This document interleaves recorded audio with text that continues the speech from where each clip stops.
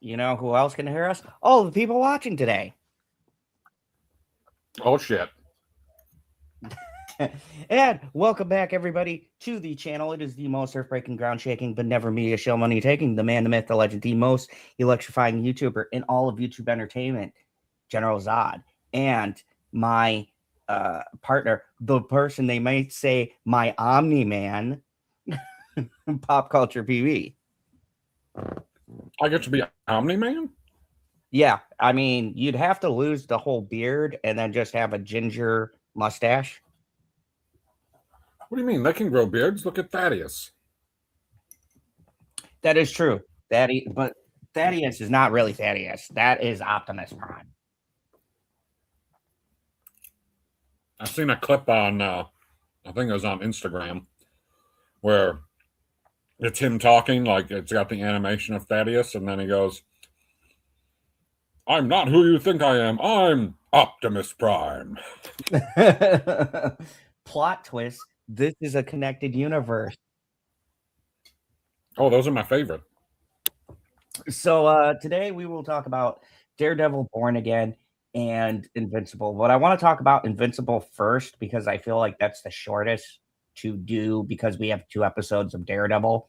So I figure we'll do them in the back half. We'll do Invincible first because that'll be the quickest one to get our thoughts out. And oh boy, I was looking at reviews, and apparently you weren't the only one alone, but a lot of people didn't like the last episode. I don't know why. It was one of my favorites. I guess I'm on a fucking island once again. You mean not the one that just aired, the one before? Yeah, a lot of people didn't like that episode. Oh, yeah, there were lots of people being like, "Why are we having to sit through this filler? There's so much story to get to." I was like, you don't know when the show's going to end. Relax. And really, it's not filler because it's filler in the sense we don't get anything as far as the main story plot, but there's like still a lot of character development, and it's not a filler episode exclusively for the fact that there is I would say, massive amount of foreshadowing set up in the episode. Yes, and that's the hard thing about doing shows week to week, and especially for us reviewing them. Like, if we're not going to talk about the first age on Earth, because, the third age on Earth, what the hell happened then? Because in my mind, it really makes it seem like it was Viltrumite Planet for a moment. I can't say.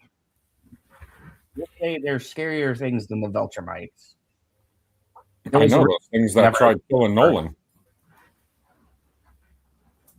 I mean, it's kind of curious too, because you have to wonder if these demon things would have fought the Viltrumites. Would this have been like a blockaded planet? You know what I mean? Like they have those planets they don't go to. I mean, refresh my memory a little bit. Are there any characters in the Invincible universe that are magic based, like Zatanna? There is Damien Darkblood is exclusively magic. There's one other one too. It was way back in like season 1 where they foreshadowed, and it was the no one fought a character that was magic based. It was I'd have to go back to season 1 because I haven't seen it in a while. But it was how he got weakened. So the Viltrumites aren't. They can be weakened by magic, not enough to kill them, obviously. But and when we watch the Nolan episode, there are things that the Viltrumites can be harmed by, which was his whole deal with exploring different galaxies to find out these weaknesses. And considering he didn't destroy any of them, they're still wandering out there. So.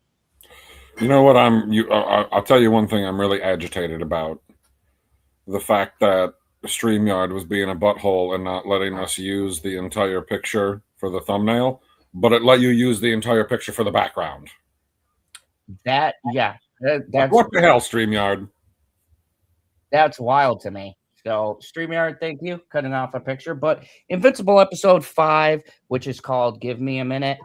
I felt this one was, I was okay. So I was a little bit like I felt this episode slowed down, and I'll get to the ending. But I felt like this episode was a lot of slowdown, and I get it because Nolan's got to talk to everybody. He's on his apology tour or whatever else.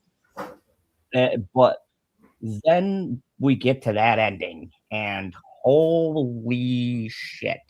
That, like, I don't know about you if you had that feeling, but it kind of felt like after, even with the episode that apparently everyone says is filler, um, which is ridiculous, it felt very fast paced, very moving. And this kind of felt like it was grinding to a halt. I go, oh, that's a bad choice, especially this far into the season. Like, this was where I was going to say it was kind of feeling like filler because those beginning sections, like, there's a lot of nice moments with like Art and Omni-Man and them having a beer and stuff, and then you think like he's all cool and calm, and Nolan flies off and he goes, shit. I was like, this guy is way too cool, knowing that Nolan killed like he's handling this really well. And then you like, he didn't kill everybody. It was just Chicago people. Nobody likes Chicago anyways. Yeah, no one really cares about. When I heard it was Chicago, I was like, oh, okay. It wasn't anything important anyway. Sorry, Chicago people, just the way I feel. Anyways, but I'm a little disappointed that X does not have a Invincible hashtag, whereas Daredevil gives you a little Daredevil icon when you put it in there. Sad. Yeah, I know. I was looking for that when I promoted it out, like I think last week. They don't. Invincible does not have the X. Get on that, Elon. Stop fucking making horrible cars and work on the platform you brought, you son of a bitch. And change the name back. I hate X. Such a stupid name. It's like, I don't necessarily hate it. I don't like the vocabulary that goes along with it. Like sending a tweet, it sounds more fun than posting. Like, posting makes it sound like it's the most fucking generic thing you could ever think to do. That's that corporation thinking. I know that there's a big what Google is trying to make sure that the term Google doesn't become the general term for search, because then when it's just a search, you no longer hold the patent to it because it's just, what do I want to say, out in the public. Well, then what are they going to call it? Oh, I'm going to go do a Google now. Maybe. Dirty.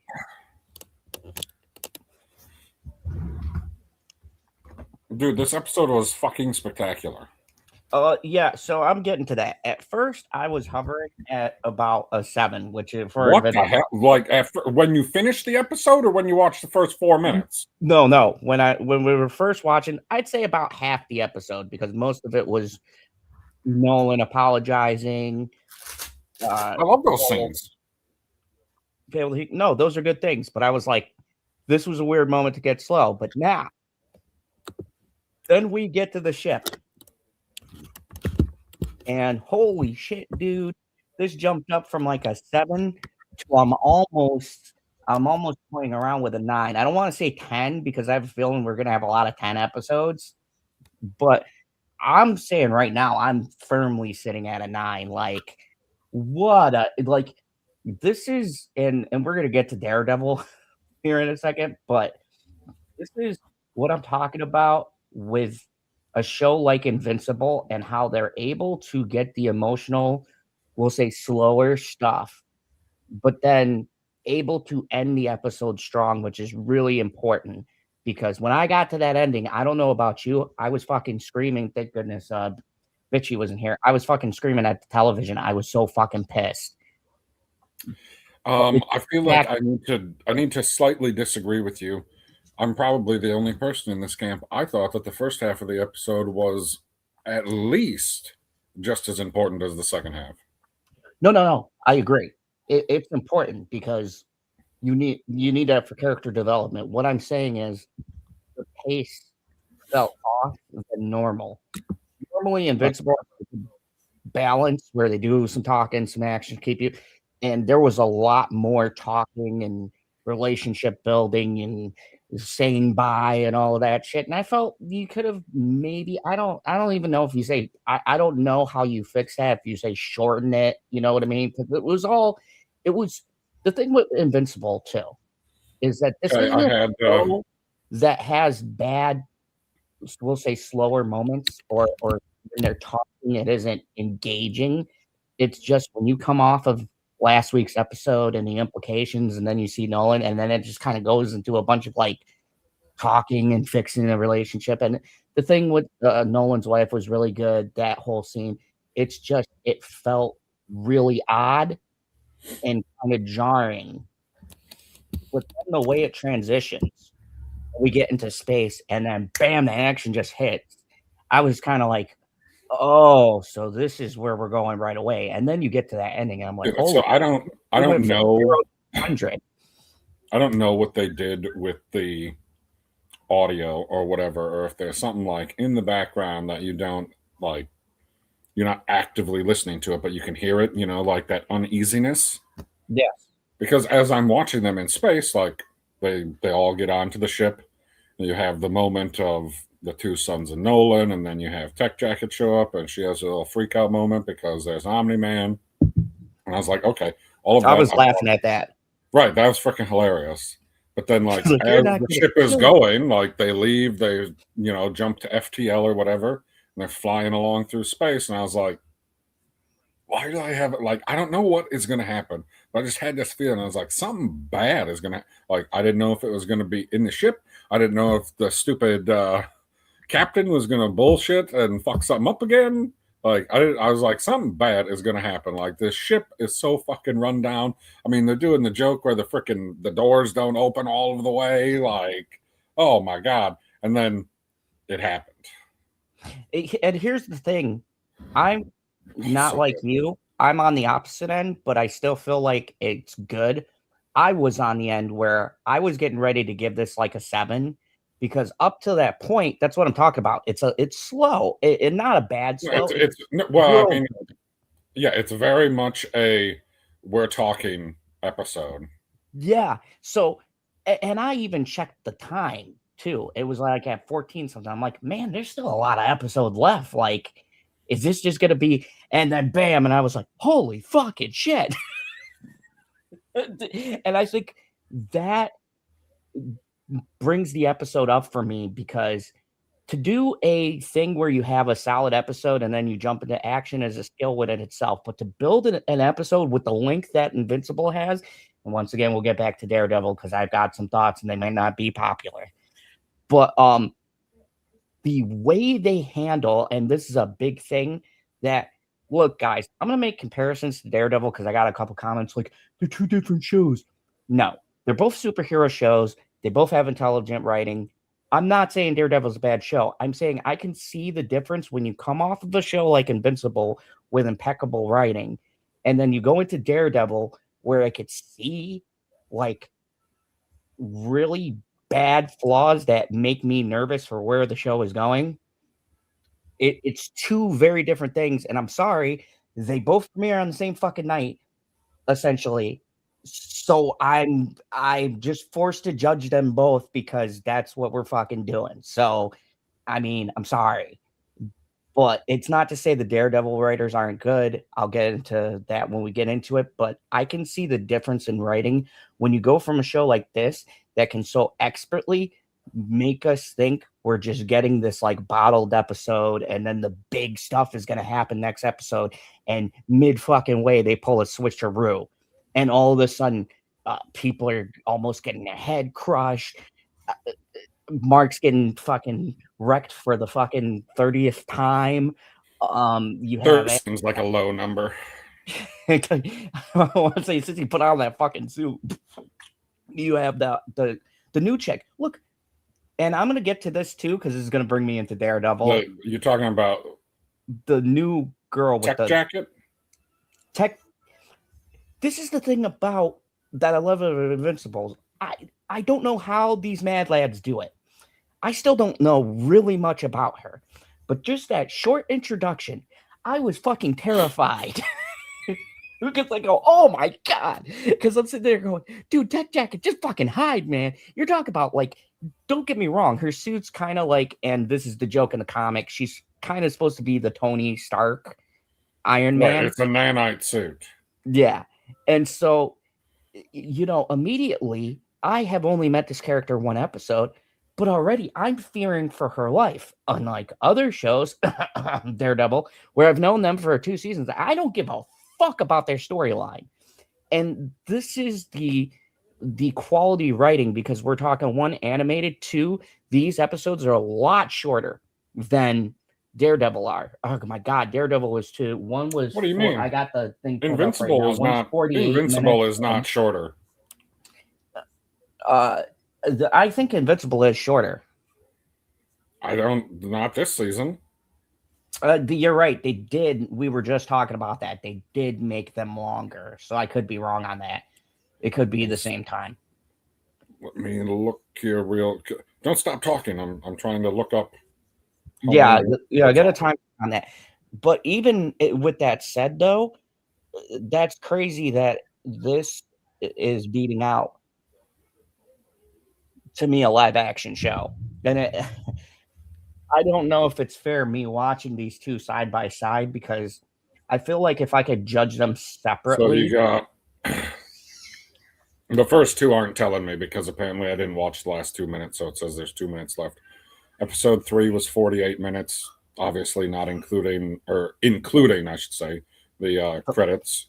Yeah. Episode 4 was 54, and episode 5 was 51. And wow. Daredevil's essentially the same length. Okay, so I mean, they both have credits.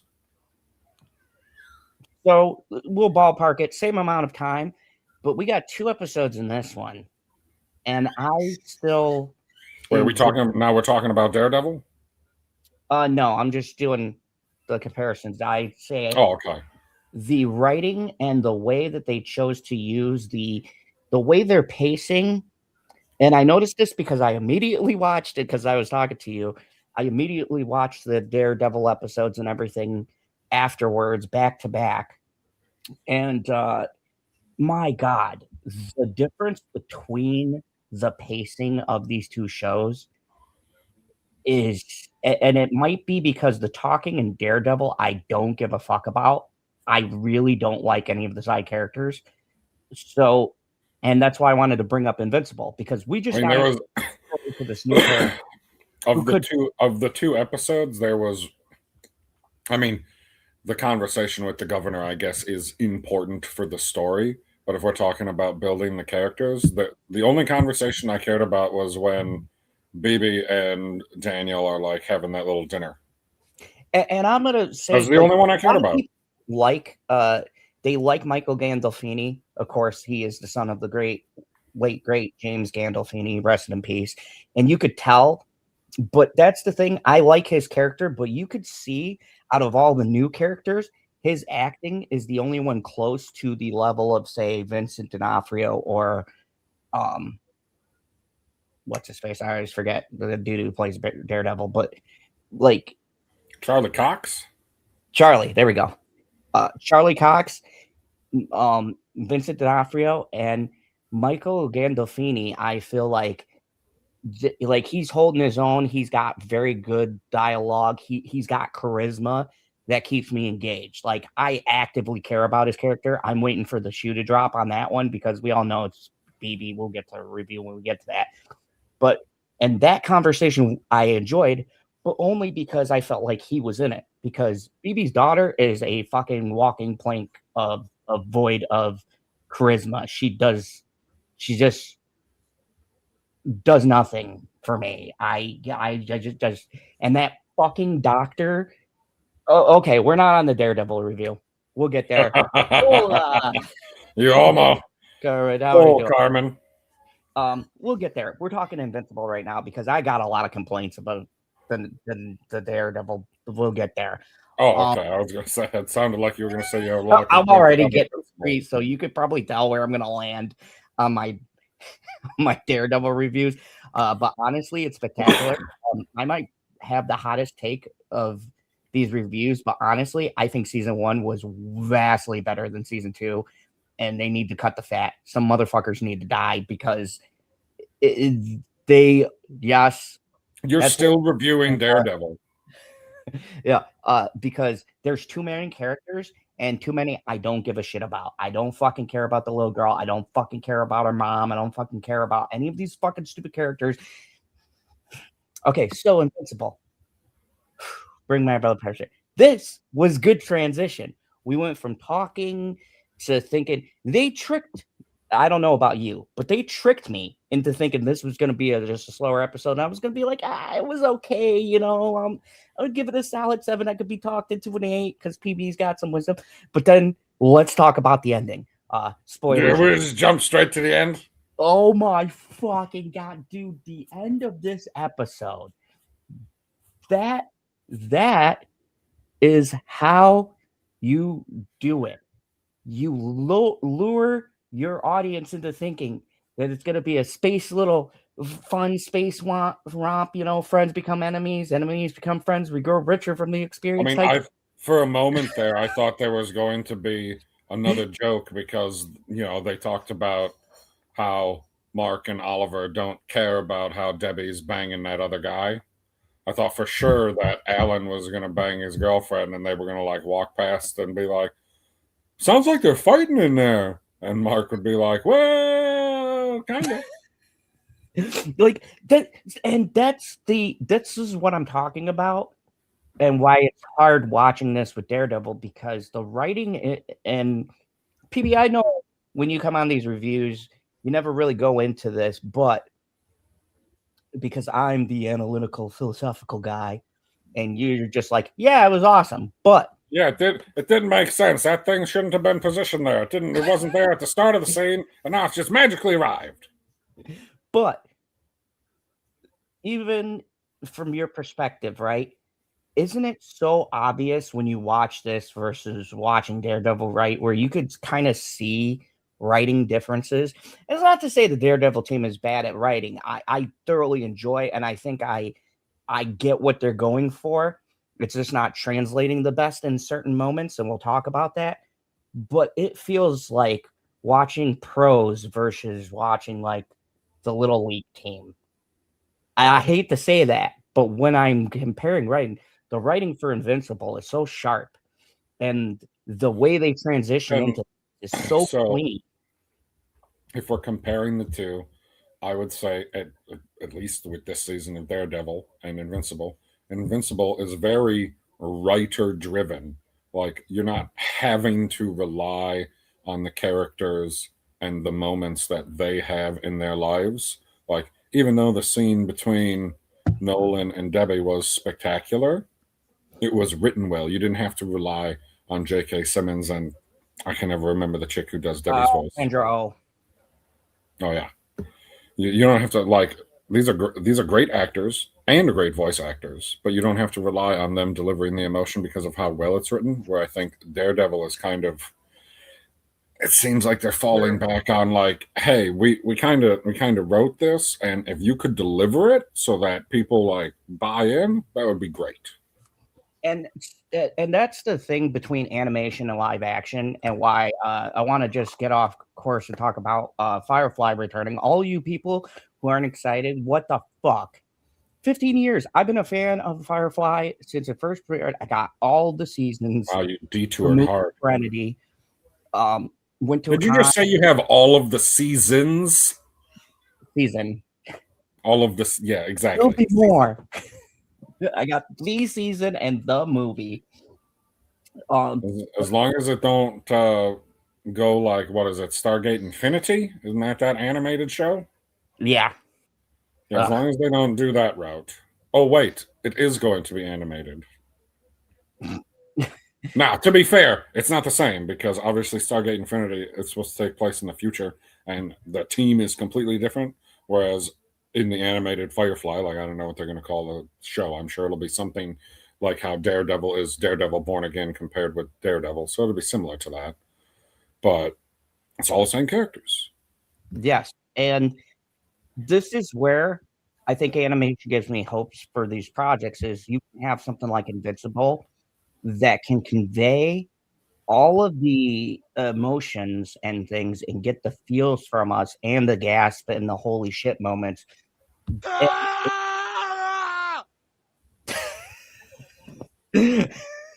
Without having to have it rely on the actors and have I feel like sometimes with live action in particular, there's a particular crutch in writing where the writer will write something exceedingly fucking stupid and shitty. And the poor actor, which is why when we do these reviews, I don't blame the actors unless they come out and say some stupid shit or unless they're just terrible in general. Because sometimes you can have these. Talking about you, Ezra. Yeah, Ezra. You can have the greatest cast. And if you still have a really bad line, and let's use The Last of Us 2 as an example. Uh-oh. Nobody can deliver that line. And you know what? Bella Ramsey got a lot of shit. But you talking about the I'm gonna be a or dad? Yeah. You Holy fuck. The hottest fucking woman known to man playing Ellie that very same line. And yes, probably would have been distracted. But can I not entirely disagree with you because I agree, but I'm going to pose a different scenario. If it was somebody like I don't know, Isla Schlesinger or Nikki Glazer, like somebody who is a known comedian and they're put in that spot and they deliver that line meant to be comedy instead of serious, I think it could work. But with it being a serious line, you can't. You put Sydney Sweeney in there and you're like, wow, that was bad. I mean, look at the fact that like Sydney Sweeney is hot, but that still doesn't make Madam Web any better. It's I 100% disagree. You did not even. You probably don't even know what the fucking plot of that movie is. The writers, to be fair, the writers don't know the movies plot. that you just watch on mute, guy.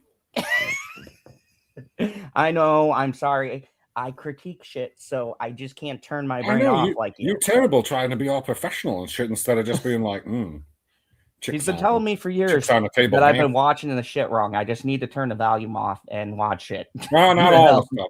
You ain't want to turn the volume off for this episode of Invincible, or else you like. Invincible have been getting a lot of flack this season for how big their budget is and how shitty their animation is. And as I'm watching the episode, like there were a couple of moments, like in the scene with Nolan and Debbie, right? There's a whole fuck ton of emotion put in there, but after she turns around and confronts him or whatever, and then she's starting to walk over to him, like the way that she walked, I will not. The way that she walked over to him and how it was portrayed, like her in the foreground and the house in the background, it was like she was freaking moonwalking forwards because you can see her taking these steps, but she doesn't appear to be gaining hardly any ground. And it was weird. There's some weird animation. And guess what? I don't give a fuck because I don't care. Like, you could listen to Invincible on audiobook and still get that same feeling. And here's the thing. I don't give a fuck. And look, I understand, especially Bitchy does animations. She draws pictures and things like that. Not everything's got to be Studio Ghibli good. I can understand people's thing with the animations, but folks, I would rather we have that awesome battle at Conquest at the end that looks fucking spectacular.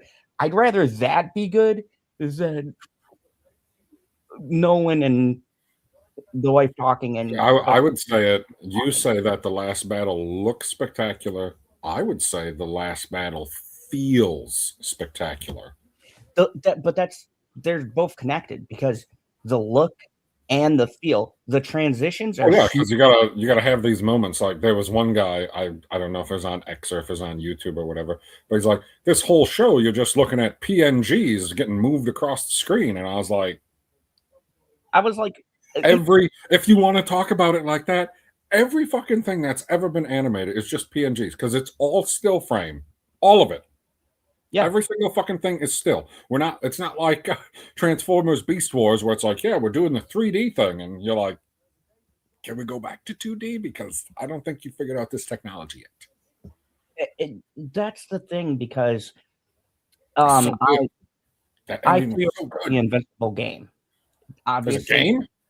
Oh yeah, it's coming out. It's called Invincible Versus. Oh man, is it supposed to be like Capcom? Huh? Is it supposed to be like a Capcom style fighting game?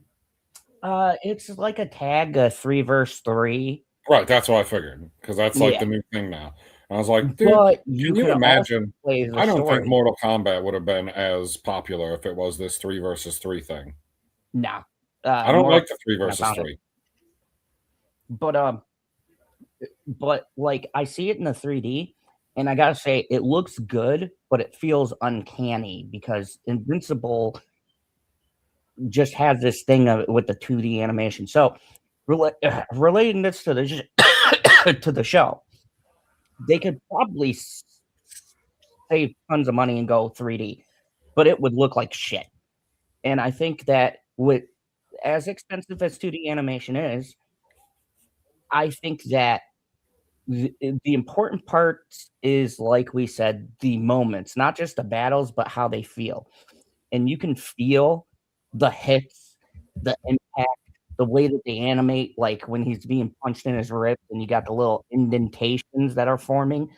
I'd rather that they focus on those things, those really crucial moments, or even when a character dies and they show it in detail, things like that, than oh, the background's a little off. Oh, they're walking kind of funny. I don't give a fuck. Like, even if the animation's a little janky there, does the scene convey what it needs to? Yes. Now, once again, we have live action, and I'm not getting as much from a live action show as I am in a animated show, which tells you everything that you need to know about the quality. Like, yeah, if you're super into art, maybe some things are janky here and there, but the important part is it's a fucking show. How do you feel about the episode itself? And I felt like this is a solid episode. And I'll be honest with you, I'm sitting in a solid. This episode is way more than solid. It is full constipation. So let's go to our final thoughts. PB, do you have any? You want to go to the final thoughts on Invincible? We barely been talking about for half hour. We got 2 episodes of Daredevil, and I got a lot more complaints. Oh, so because Invincible was good, you're like, yeah, we talked about it. We said some good things. Okay. What do you believe in this episode of Invincible, season 4, episode 5, is the single most important moment? Ooh. Oh, you hit me with a tough one. Because I know what it is in my mind, and I want to see if we end up on the same page, because I don't think we're going to. The moment of him killing Conquest. I mean, not confirmed, but I'm pretty sure he's dead. Because for me, Conquest has got to be dead. For me, it highlights the theme that they've been running through with Mark and his killing thing. And I think it's really like, to use fancy words, it's a culmination of everything that's been happening up till now, with him kind of getting the balance off of who he should kill, who he should save, things like that. And for me, that fight hit so hard because of, like, Mark was scary in that moment, almost like his father. Dude, he's got, I don't know if he's like his father, because Mark's got what I like to call the Goku strength, in the sense that Goku is super strong in every facet at every stage of the universe, let's call it, because it's a couple different shows. He's not inherently always the strongest, but as soon as you threaten his friends or family, you're fucked. And I like the he didn't go Super Saiyan because of his ultimate training and his raw strength inside. He did it because of his emotion. And I think that the scene that was the most important, in particular, I would say the very ending. My mouth was hanging open, like the image of My him. mouth was hanging open for like the last 15 minutes. Me too, but I was saying just that But scene. I thought the same thing that Alan thought. He's like, 3-on-5, you guys are fucking stupid. And I was like, it's like 3-on-3 plus. Like Tech Jacket and Kid Omni-Man / Oliver. Like the Conquest was this fucking coast to kill an Oliver is just gonna squish his head mountain style. I mean, I think so. We disagree on this point, and your moment I put at number 2. My number 1 moment from the episode is when Mark and Eve are in bed, and she decides, because he's going to go out and potentially kill himself for them, not just her, that she's not going to tell him about the life that is inside of her. okay, so Do you think, because I'm still on the fence that if she would have told him, it's he would have still, stayed. I don't think that he would have. I think he would have stayed. Well, I don't think he would have. Okay, let's say, it's the child is going to be a quarter Viltrumite at the start. Like, she's entirely human. He's half Viltrumite. I know how to do math. He doesn't grow the way that Oliver grows. He's going to grow up in the same way that Mark grows up. Like, there's no accelerated aging per se. So I presume, I don't know for sure, because it's never explicitly stated at any point, like how long Debbie was pregnant with Mark. But I presume it's still going to be the full 9 months. So why would you not leave and go and try and win the war now instead of waiting for the war to come to your front door? See how I rhymed that? That was good.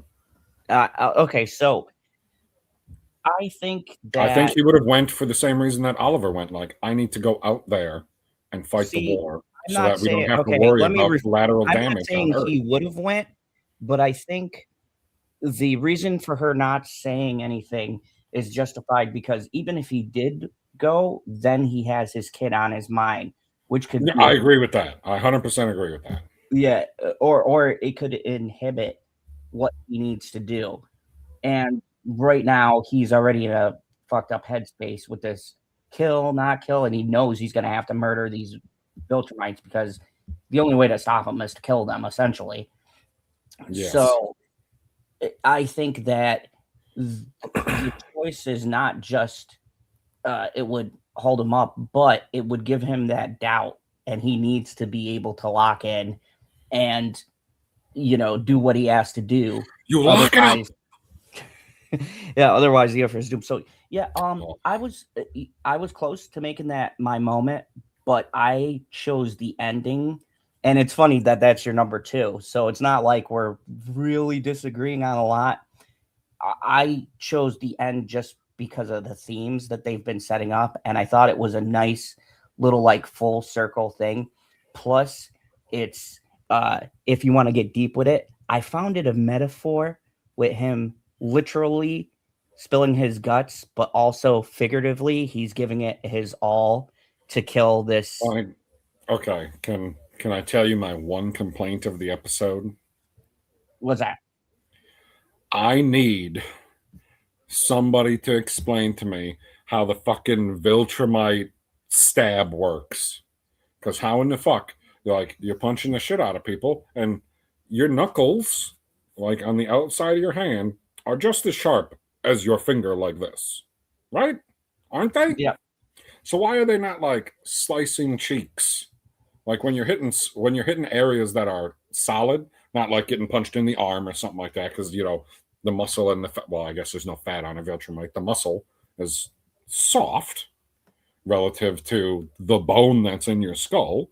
So like, why aren't they like ripping their skin like how Debbie ripped her skin when she punched him? You know what I mean? But then you can like just take your hand, and he didn't have any run up. He did it freaking Kill Bill style. He was right there, bam, through. I don't get how that shit works. Like, it's how a special invulnerable are they to each other? Because it works for everybody. Everybody is able to do that move and stab a Viltrumite. And it's like, okay, so Viltrumites can easily kill other Viltrumites because you just through the spine and they're dead. Well, I mean, it's a special technique, and there's a bunch of. They all do it. What do you mean it's special? Even Mark does it.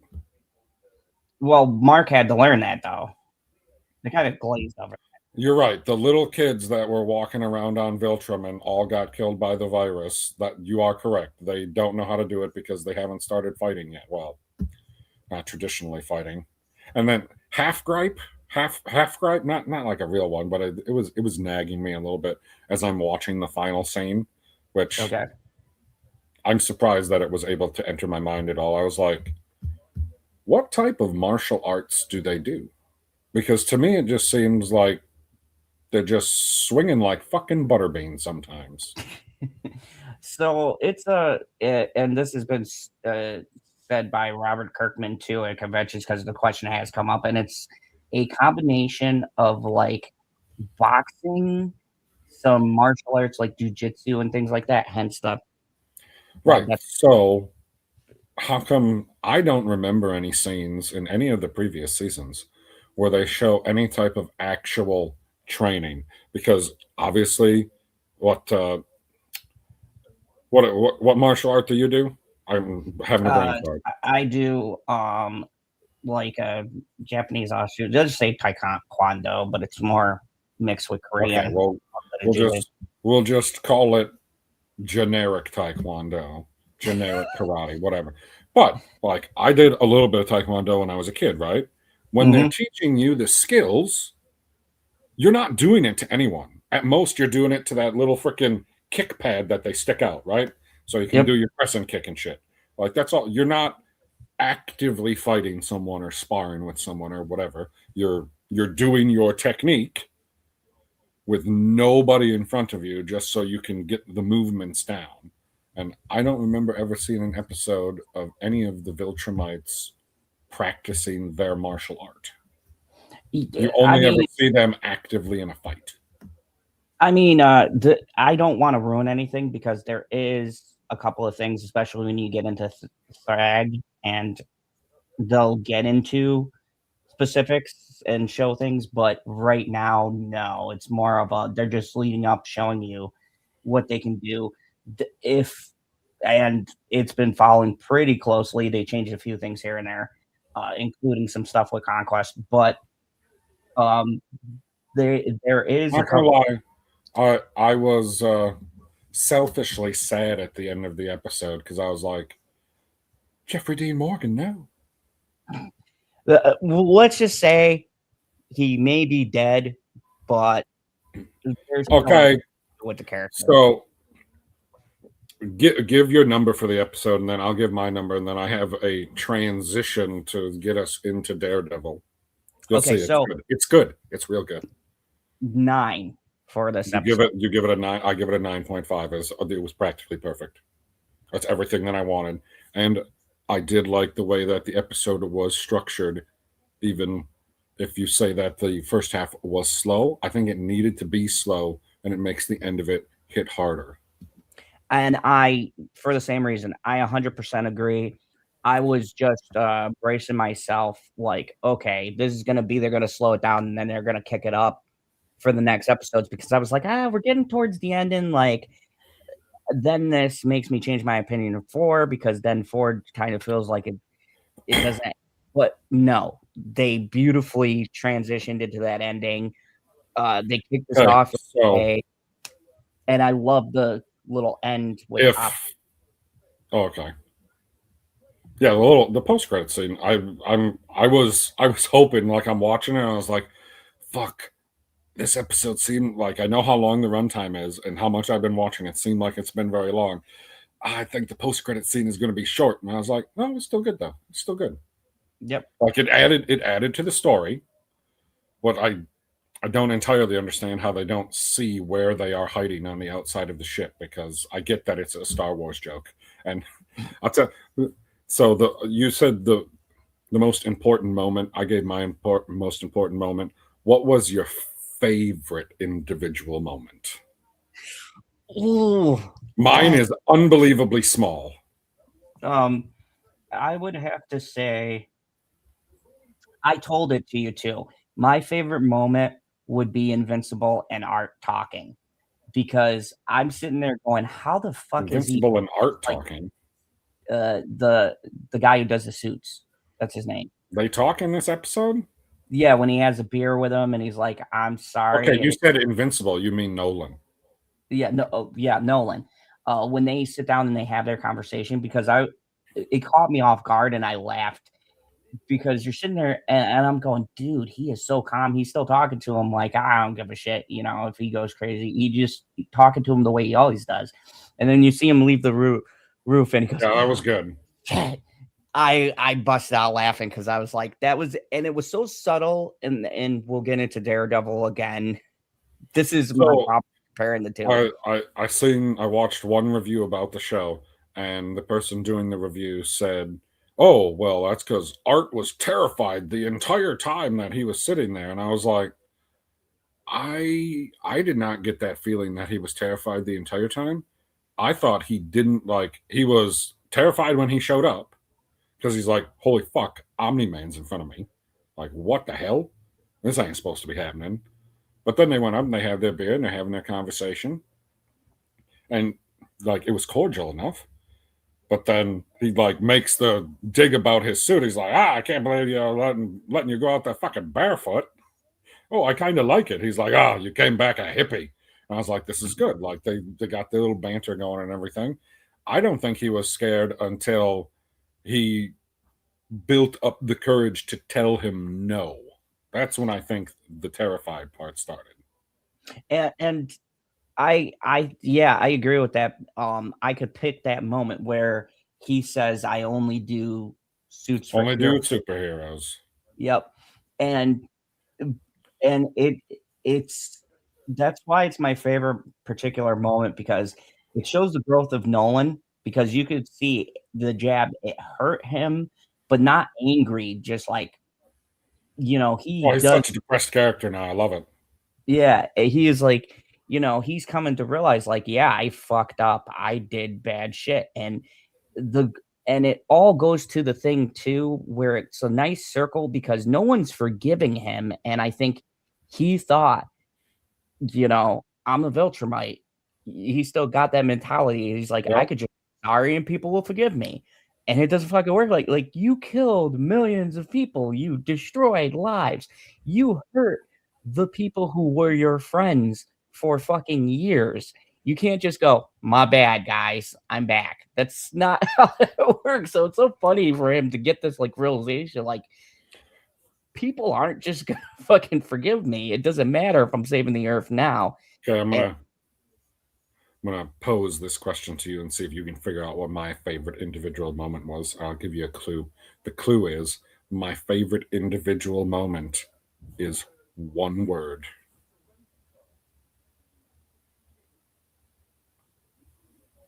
You need a second clue? Yeah, that's a little big. It happens in the middle-ish of the episode on the spaceship. Oh, when Alan says Nope. No? No. My favorite individual moment in the entire episode was when the chick who took over the ship, Alan's girlfriend, when she's on the bridge, the captain asks if she can have, or if he can have control of his vessel back, and she says no. And then they're like, okay, everybody's on board. We got our destination set. Engage. Oh, yeah. Amazing. Fucking amazing. Dude, you know what? Oh, I actually because I was Dude, like the Star Trek I get parody in this show is spectacular. yeah. So see, I like that. So you have something that I like I thought Dude, was it's so cool fun. going back by, and I have like the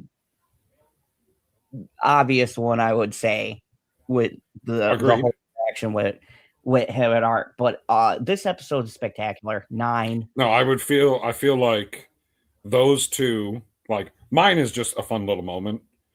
But like if we're talking about like a scene's worth and not just like an individual line, you're either going to pick the Nolan Art Exchange or the Nolan Debbie Exchange. Yeah, like they just. And then there might be a couple weirdos out there that, like I said, it was the most important with Mark and Eve, but I don't think it was. It wasn't my favorite. Yeah, it just added because I'm fucking objective.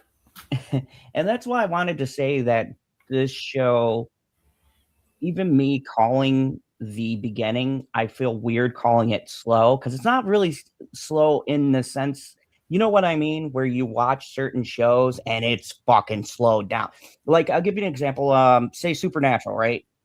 Okay. I love the show. They got banger episodes, great chemistry. We all love it, right? But there's some episodes you watch where you go, oh, they're just slowing it down because they got this main plot they're not ready to get to, right?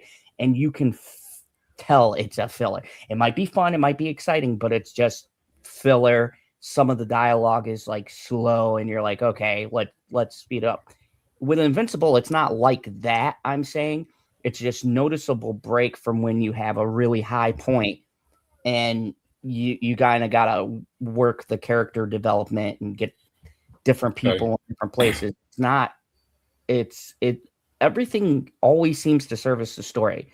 And what's amazing about this episode is even in the course of one episode, they can pay everything off and make you feel like you are completely satisfied and almost pissed off that they fucking ended it on that amazing shot. And then we got an Optimus Prime voice, and then the stinger just rubs it in when they're like, don't worry, they'll find their way back. And you'll sit there going, no, Optimus, God damn you. Why? Like, now, what I didn't feel like that. Hold on. So, I am 99.9% sure that Conquest is dead. But if Nolan is smart, and he's been around 1,000 years, so you'd think he'd be somewhat intelligent at this point, the wisdom of his years, you gotta double tap that motherfucker. There's a reason it's rule number 2. Yes. You gotta double tap. Just fly down there and chop his fucking head off while he's fucking unconscious, because if he's not dead, he's unconscious, obviously. In the same way that I was 99.9% certain that Cherry did not die. I told you he didn't die. I said he had a heart attack. Heart attack don't mean death. It's 2026. Come on now. Oh, speaking of what, so, wow. Let's go into the first episode, and I had it pulled up so I can even get the title. It's not the first episode. It's episode 2. The first of 2 episodes. Episode 2, Shoot the Moon. Cherry is... Do you think this is in reference to Moon Knight? Because the 2 titles of these episodes really made it feel like Moon Knight was going to show up for a hot second. No. It's an episode. I get it. It's a reference to the saying, shoot for the stars, aim for the moon. You ever heard that? Like, shoot the moon is the phrase where it's like, go all in. Yeah. Okay, I'm going to be actually the grammar police here. The actual thing is shoot for the stars, aim for the moon, because if you aim for the moon, you won't miss the stars. Whatever, I'm not going to be grammar police, but writing, I'm starting to pick up on that counts as like, grammar, but I know I felt like one of those teachers when I was like, oh, this is why my teachers used to get upset. Hey, I'm not going to lie. I was happy that I watched Daredevil before Invincible, and I feel like you're disappointed that you watched Invincible before Daredevil. Okay, so here's the thing. Because you definitely have to watch Daredevil first, because with like Daredevil is a good show, Invincible is a great show.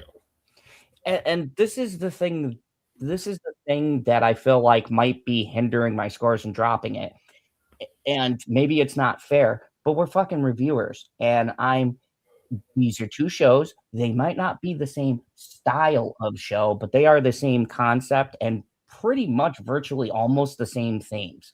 So it is fair to do a one.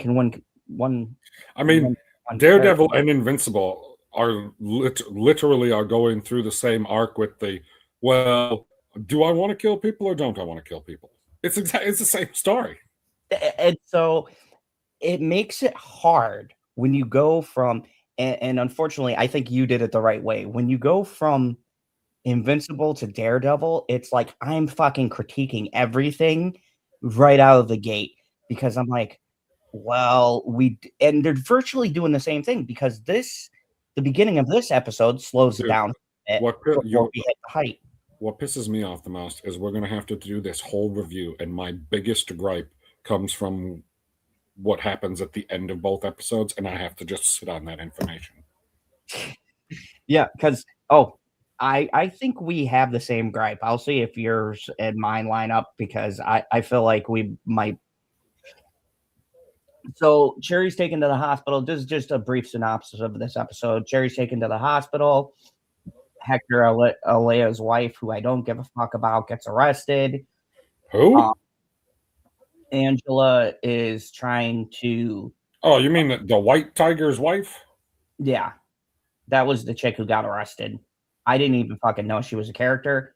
I forgot she was vaguely in the other season. I had to look it up, but she was in the last season. It was just a blink and you'll miss it moment. So that actress gets arrested. The stupid little girl goes on a dumb mission to save her mom.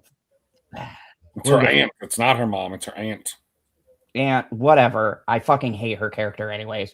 BB Surprise is revealed as the one leading the smear campaign. Dude, so when I'm sitting there watching it, I was like, is the person in the mask Bullseye? That's what I thought for a moment. And then she pulled the mask off, and I was like, oh, I guess that is incredibly obvious, and I should have not thought anything else, because why wouldn't it be her? But here's that's my issue. You go from Invincible into this, right? Where I was shocked where the ending went. But in this, I knew exactly where everything was going because interesting, because I'm on the opposite coin. I even put for the on my TV time. The first one, my comment was, when in the fuck is ICE arresting any type of vigilantes? Because a whole shit ton of people were like, oh, it's great to see Daredevil beating up ICE agents. And I was like, I understand what fucking parallels you people are. Show it clear, they're not a reference to oh, ICE. They're definitely trying to make it a reference to ICE in that sense. Okay, let me the mission between these two are completely fucking different. One is an Anti-Vigilante Task Force. ICE has nothing to do with vigilantes in real life. What? Like, the premise of it is so flawed that when you see it happening and people think, oh, yeah, this is so cool, I was like, oh, I can see what's like in the moments where you see like the cell phone footage and shit like that, and you're like, oh, it's the people rioting. It's not, it was safe until the cops showed up. I was like, that's not what happened in Los Angeles in real life, people. It was dangerous before the cops showed up. Well before the cops showed up. And they're like, yeah, but then the cops inflamed it. I was like, you're right. There probably is a spike because there's actually somebody there to hold them accountable for their actions. So then, instead of throwing one Molotov cocktail, you throw everything else that you have because, well, this is your last stand before you get arrested. Like, fuck, man. It was so goddamn annoying. But then for the second episode, I said, I have no idea what the fuck is going on or who is holding what cards and who thinks that they actually are in a good position in this show at all. I have no idea what's happening. Other than the fact that Kingpin wants to take down Daredevil and Daredevil wants to take down Kingpin. I have no idea which way it's going. I mean, you got the stuff with Poindexter going after the frickin' wife, but not actually going after the wife because, they want to drag it out. I was like, he's never dragged out any of his other kills before. Why is he dragging this one out? Like, is that going to be explained at some point? I don't fucking know, but I don't know what's going on in this show, but I like it. Okay. Oh God, he pulled the camera in close. Yeah. So, let me just start with episode 1. Rant incoming. I want to start off with the things I like because there's very few. I like the stuff with the swordsmen. And I'll go a step further, and I like Tony Dalton, Mike. Yeah, like he is so great, and just like hats off, Marvel. Don't ever let this man go. He elevates what could have been terrible scenes, but what I don't like, because a lot of it's like when we were reviewing Obi-Wan. There'll be a lot of things in the episode that I like, and then it'll immediately be tainted. No. This show is nothing like Obi-Wan. I mean, in a sense, I like that we both call it Obi-Wan. The show's called Kenobi. No, or Kenobi. I'm sorry. It's like Kenobi. There'll be a scene I like, and then immediately after it, something that pisses me off. That's what I've been getting. And like, there's this wild thing where, except for reviewers who got all the copies, and spoilers, we're not that cool to get all of the shows at once. Maybe one day. But the people who've seen it all, they wind up falling on it was all right, but they liked season 1 better. And I can see why. Of Daredevil? This to me is for all the shit people talked about the first season, I honestly feel like the first season was way better. Just like from beginning to end. I know there were a couple of episodes, especially with Muse, where I felt like I was cheated from getting more of the character. They killed him too soon. But those scenes weren't bad. They were great. And it was so good that I was pissed off we didn't get more of a character. Where in this season, I feel like it's more of what I thought season 1 was going to be. Like, it's not very good. I don't know. I don't think it's very good. I know I'm coming from a great show. I know a lot of people that like the original run on Netflix are very I love the original run too. I know, and you're part of this group that I'm going to name drop because it's the group of people that love the courtroom drama, and there's been almost no courtroom drama the entire season.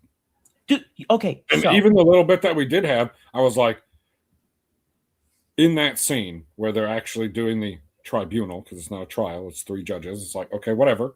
Okay.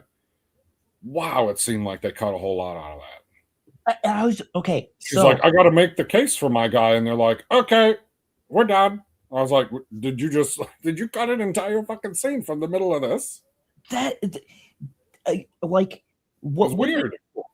Or where I thought they were going was I thought that Matt was going to show up there.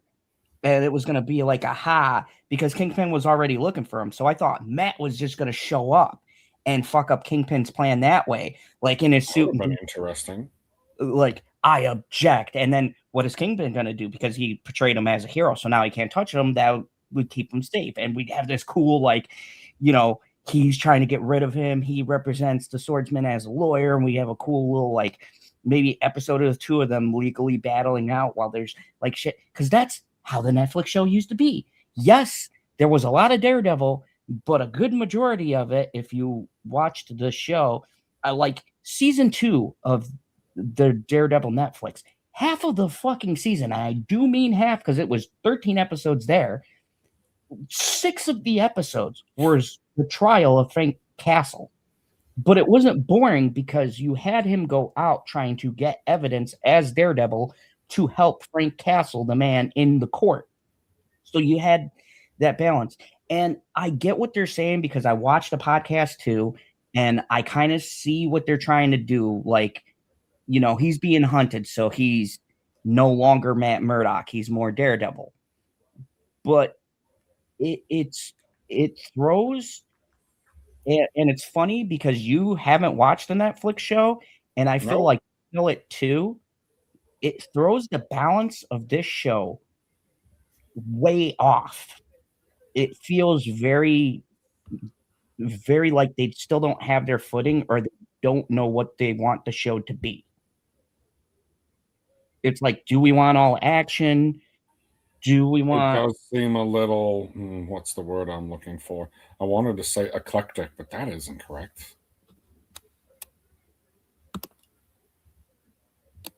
Because I would agree with you that they don't know exactly what they want to do in the sense of, do we want, like you said, more action-oriented or, I guess, less action-oriented?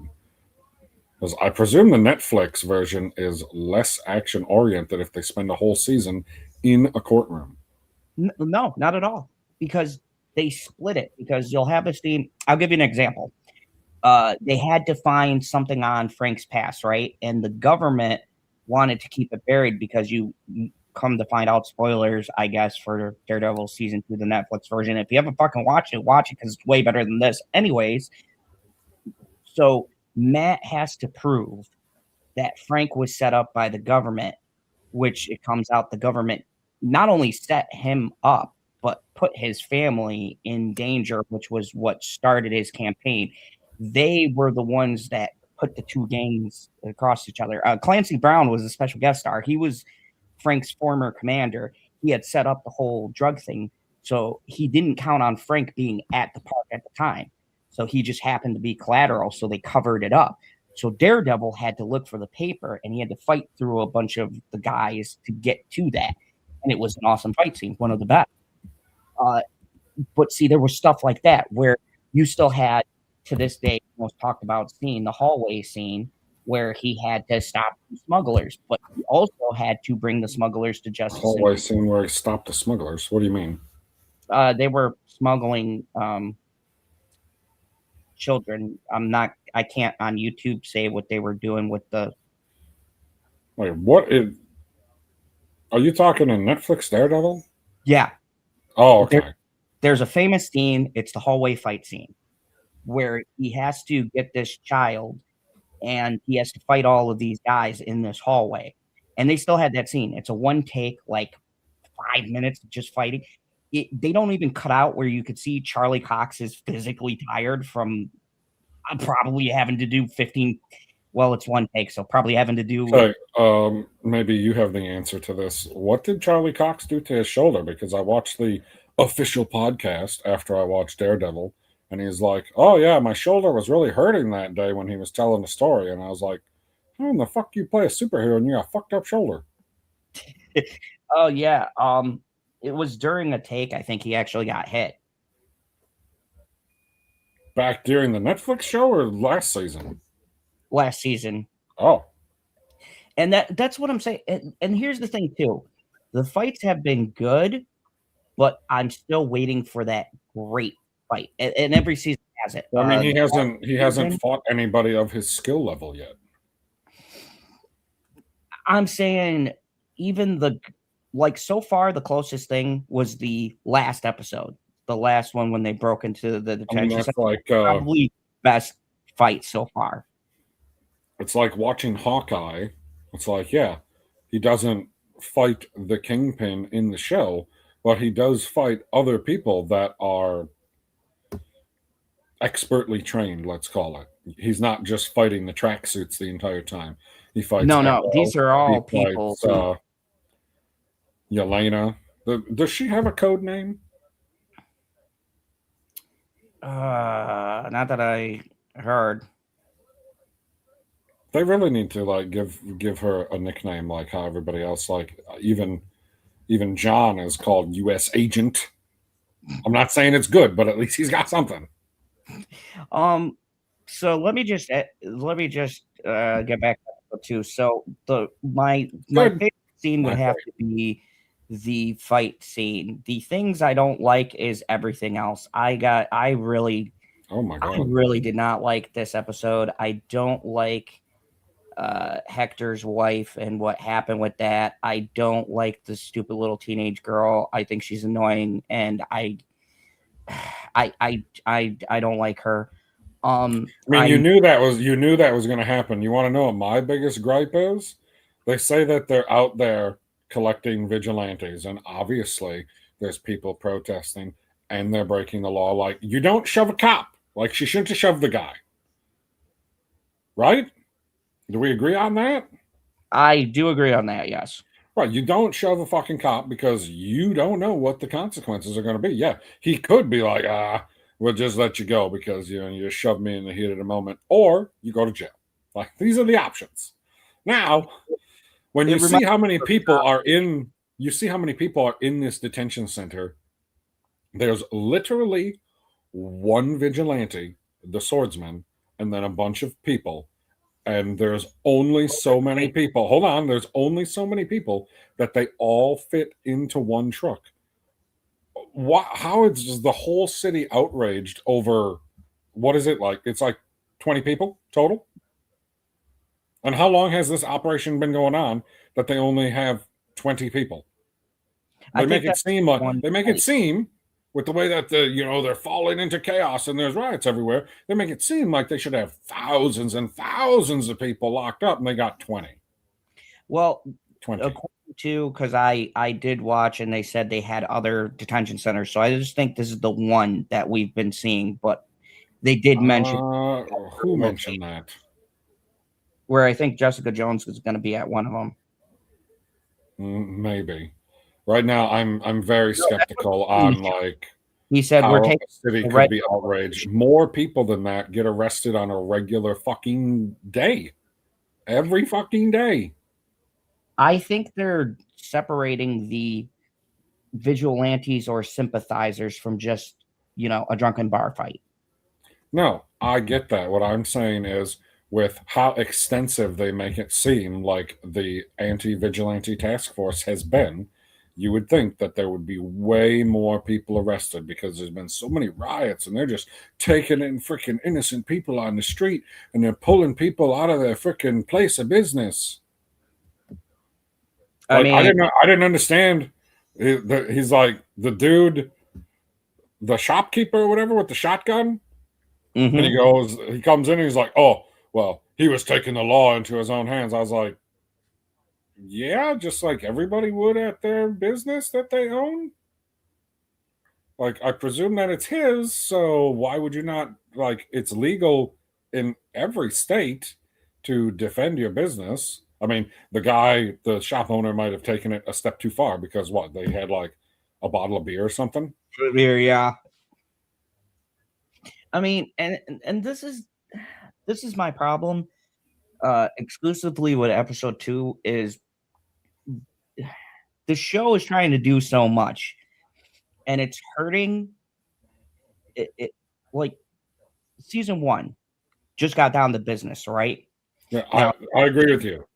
This episode it's like it's casting a wide net instead of focused on its primary story. Good storylines. I'll even give him the Michael Gandolfini storyline. I like his character.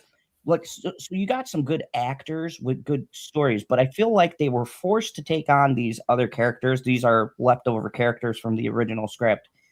They even say that in the podcast that a lot of it is carryover. So it put them in a position where they got to create these storylines, and I go, it's really simple. Fucking kill these terrible characters. The little girl, make her go off somewhere.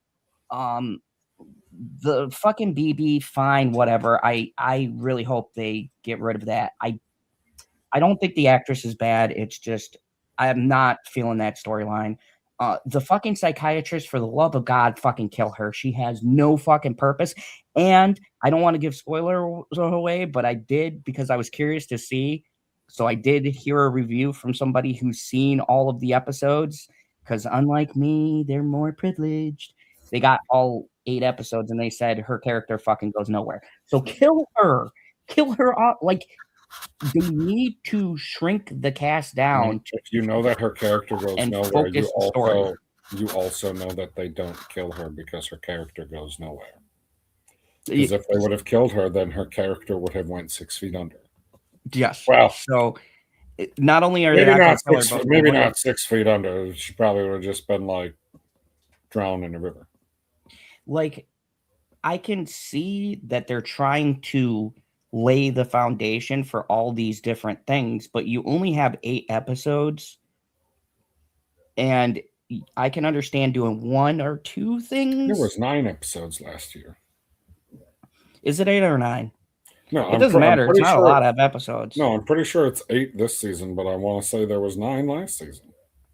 Yeah, I think there was 9 last season too. This season is 9 last year, and they're only doing. And there was 9 last year. I mean, yeah. I don't know. It's with the way that they make television now, giving the number of episodes isn't nearly as important as what the runtime is for a season. because if there's 8 episodes, the runtime could still be longer. Because I know some of the episodes from season 1 are like freaking 28 minutes or something like that, aren't they? Oh, yeah. Yeah, they were definitely shorter, because let me go to season 1 for a second. Yeah, some of them were way shorter. I have to go and look for reference now to make sure I don't sound like a complete moron on the internet, just most of a moron. But see, and this is what I was talking about last week. I think if they would have did 1, 2, and 3 together, and I'll get to episode 3, but I think it would have been a nice collection of episodes that I can rank. But doing them in this weird 1 out and then 2 of them out, and then we're going back to 1.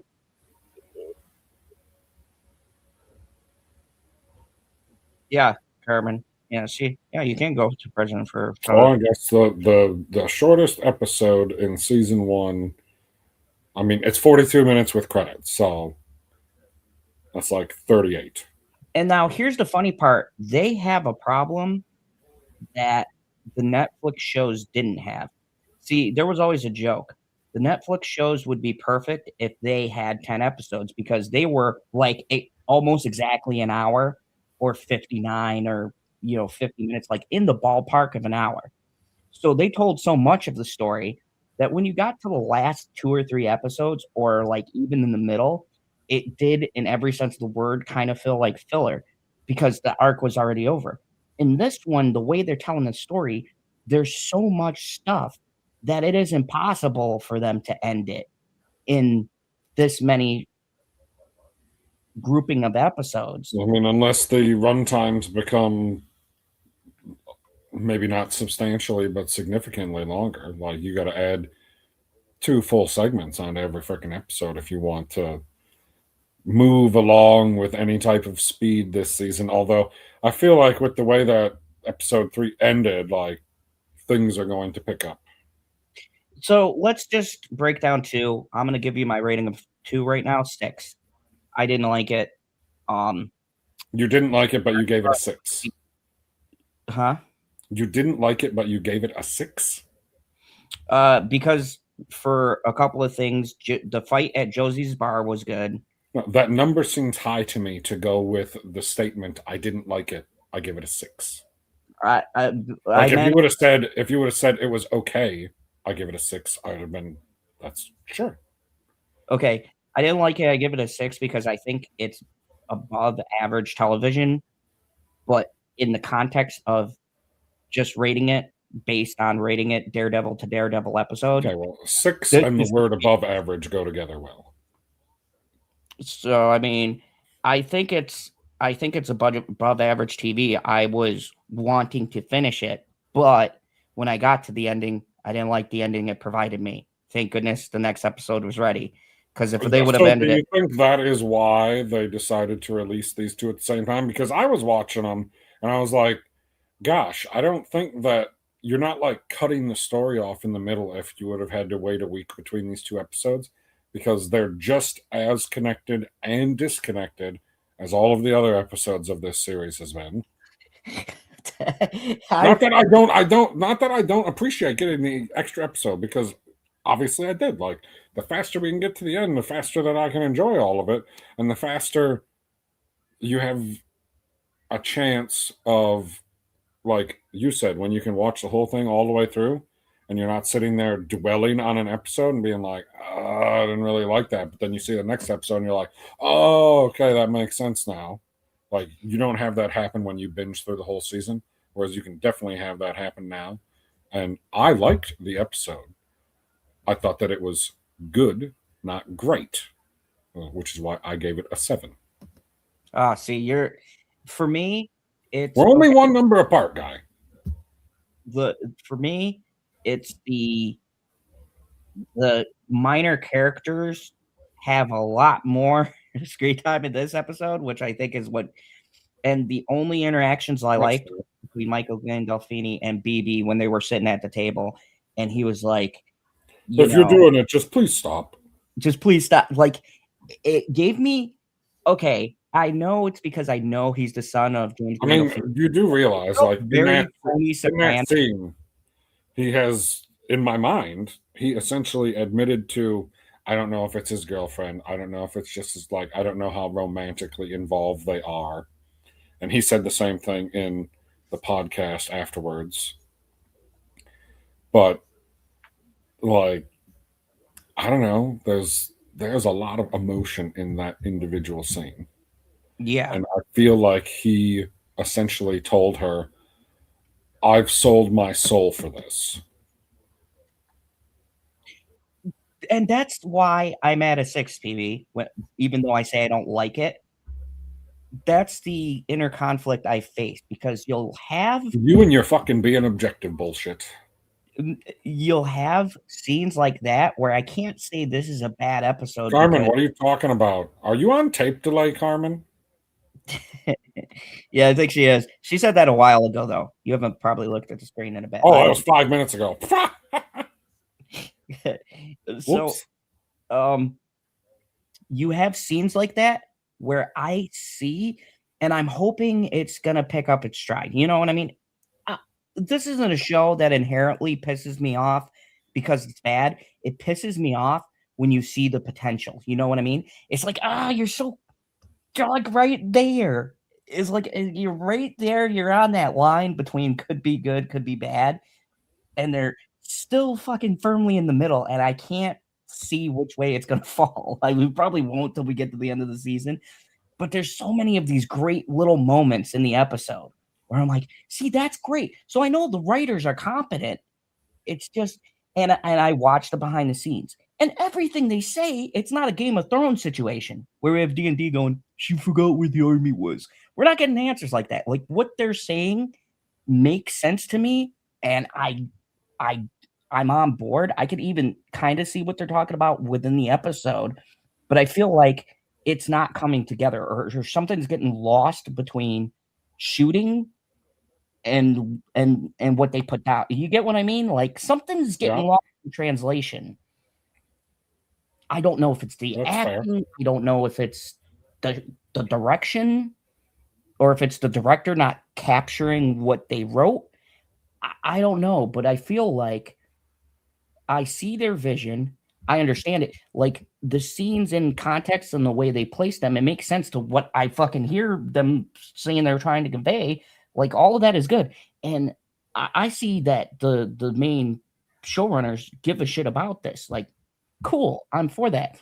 But my issue is you can have all of those great intentions and you could even be writing them down, but if it's not being conveyed to me in the fucking show, then I don't know where the disconnect is. I don't know how it's not. You get what I'm saying? And it's the Invincible comparison. This is fucking animated, and I perfectly get everything. Like they get everything across and bam, bam, bam, and we're hitting all the beats. Whereas this is live action. We should have more of a gist of what's going on. And all of the actors, for the most part, are great. They're doing their job. They're doing the character. So maybe because I have no fucking idea. I don't know if you feel the same way, but I feel like there's something that's not fucking. We're missing something, man. For me to be there's something not connecting. I don't know what it is. I don't know where they're losing. Where they're losing it. Like something ain't going from the page to screen, and I can't fucking put my fingers on what it is, but something's getting lost in translation. It does make me wonder what stuff is left on the cutting room floor, because I know when I watched the podcast after episode 1, it was Charlie Cox talking about how he was doing whatever fighting technique on that wooden dummy with the little arms, and it essentially looks like a standing punching bag. And he said that they filmed, I don't know, freaking like a half hour to an hour's worth of him beating up this fucking dummy, and he thought that it was going to be a big part of the episode. Hello, Tanya. How are you doing? Long time no see. How did you end up on a stream for a TV show or two that you don't watch, or do you watch these shows, Tanya? Anyway, when he was fighting that dummy in episode 1, he thought that was going to be a big thing, and he's like, they only put like 5 seconds of it in the episode. They had me fight this thing for like an hour. What do you mean I look tired? What do you mean you don't watch nothing? You're watching us right now. Which is a great choice, by the way. It is a great choice. I gotta say, like, well, now she's up here lying. I mean, she's trying to get us to believe she don't watch porn anymore. What a liar! Hey, look, man, with the mobile, you ain't gotta be up in here capping. So with this season, I don't know if you explained it because I was using the restroom. It's funny. I said I got a drink today because of when I went to the stadium. So I got myself some twisted tea, and it was 4 for $10. So I got me drinking raspberry. I thought you said you had to get an energy drink. Oh, I already drank it. What do you mean trim my beard? I cannot be trimming my beard. It's not long enough. They don't let you, like a they don't let you audition for ZZ Top until it's past your heart. So I feel like that there is just something that is not connecting as far as what they're trying to convey on screen versus like what is written down. Like, I don't know, like I could see what they say, and if I rewatch the episode based on the commentary, I could pick up on, oh, okay, that's why you did this and this. But I mean, it don't help when they have a bunch of B and C storylines that you don't care about. I feel like that is the problem, because there are like, I don't care what's going on with psychiatrist lady. I don't. Or what's the other stupid plot? I don't care what's going on with White Tiger Girl. Who? The lawyer chick there. Her plot. Oh, the only one left at the firm. It's like her plot didn't get interesting until they threw in Tony Dalton. And then that's because Tony Dalton steals every fucking scene that he's in. And I'm not gonna lie. Like, Daredevil breaks in, that isn't he starts the fight, and he gives the freaking nunchucks to Tony Dalton to use as swords, and I was like, we can just stick on this. We don't have to go back to Daredevil fighting. It's fine.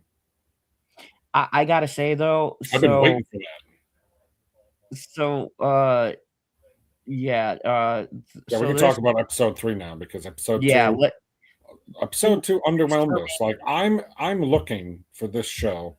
I don't need it to be as good as the Daredevil show that everyone loves from Netflix. I need it to be as good as season 1, and at the moment, it is falling behind. And I will agree with you. I am judging this like I'm supposed to be making fun of you, Tanya. I make references to the Netflix show just because they will reference something. I'll be like, oh, in comparison. But I am judging this purely on the first season because I'm one of those crazy people that didn't think the first season was that bad. So I kind of fell into the mindset like, okay, this is its own show. If they reference something from the old ones, I'm going to draw that comparison because they are. But I'm counting this as its own thing. Okay. So even comparatively, as its own thing to the first season, this is not a very good season. Like, it just isn't. It's got the problem of they introduced characters in the last season that weren't good, and they're trying to give them something to do, even though the characters are not good. And actually, the sad part is the characters from the OG Netflix series are good, with the exception of Cherry. I think he's the best new character they introduced. But even fucking Josie is from the original Netflix run. So it's pretty much mostly the OG cast that's holding this thing together. And I want to like the new cast because this is its own iteration, and I know that, but I can't like them if they're all fucking terribly written. And this is a symptom of modern Marvel writing. I'm talking about Marvel Studios, like their writing team, like they got the old showrunner, but he's kind of forced to use these leftover characters into this story, and I could see where the conflict is because the new characters suck and he's got to give them something to do, and they're just not interesting. They're not fleshed out. That, like, all of this time I still forget Lawyer Lady exists until she comes back in. I'm like, oh yeah, that's right, you're like, and she's supposed to be Matt and Foggy Nelson's friend that they never talked about until season 1. That was my issue with her in the first season. So okay, but they don't give her anything. Like, the Netflix show did a good job where every character they introduced, whether it was for that one episode or for continuing the season, you knew, and you either hated them or liked them because they gave them a dedicated episode, or they interplayed. When Karen was first introduced, and I think people forget this, she was introduced in episode 2, and we knew who she was from the comics, but she was her own distinct character. She had literally a season and a half arc to where you saw her as this person who Daredevil saved turn into someone who became a journalist, and then who started fighting for people outside of journalism and became friends with Frank Castle and defended him. There was a whole arc. These new characters haven't had that. I forgot about the little tiger, whatever the fuck her name is, the little niece. I was like, oh yeah, she was in the first I season. assume she's going to be White Tigress. I don't think so, because she gave Karen the suit and the amulet. So I think they're going to flip that to Karen. And Karen, yeah. But that's what I mean. This show is so unforgettable. I only know it because I literally got done watching it before we got on stream, or I probably would have forgotten to. I'm not being funny, Zod, but PB has seen the short video of my 8-year-old son. He made a cap cut of his figures, and it already sounds better than this. Dude has some potential skills if he's already doing that at 8 years old. Yeah, that's I'll tell you this much. I feel like I'd rather watch that. But I'll have to find it for you. Tanya, being serious, it's not a bad show. It's not bad. It's just not as good as we were expecting it to be, especially when you exclusively compare it to itself. And the other problem, Tanya, is that Invincible is so fucking good. Yeah, you got to watch them in the right order, dum-dum. Yeah, I made the mistake of watching a 9 out of 10 episode of Invincible and then going into Daredevil. I think that was a major mistake, and next time I'm going to watch Daredevil first, so that if the Daredevil episode's really great, then I'm coming off of a high to a high, or if it's like, then I could go, well, at least I got Invincible. Last week, and I think that's why my rating was so high, I actually did watch Daredevil before Invincible. Much better rating experience. This week, I don't know why. I was more excited for Invincible, so I watched that first, and fuck, that was a bad choice, because it's like, let me You watched the Peaky Blinders, did you not? I watched the movie. Tanya, keep your expectations super low. I haven't done a review on what I've heard. I'm not as mad as other fans per se, but I will tell you, it is disappointing in certain ways. It has a pacing issue, and I think they should have made a season as opposed to a movie. You will get resolutions. I don't know if you'll like the answers they give. I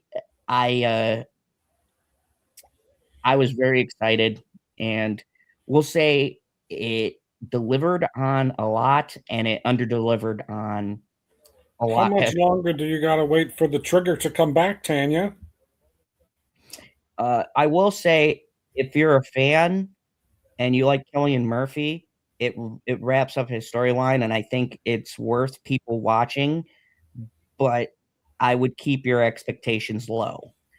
I was like, even watching it, I had posted something like, "Fuck yeah, I don't see what people are talking about. This movie's the greatest." And then the second half of the movie happens, and I go, "Oh no." Oh, you made a post when you were halfway through something? Yeah. You can see the if you follow my post, I'm like, I don't know what the top 10 list. Here I come, and then I was like, oh no.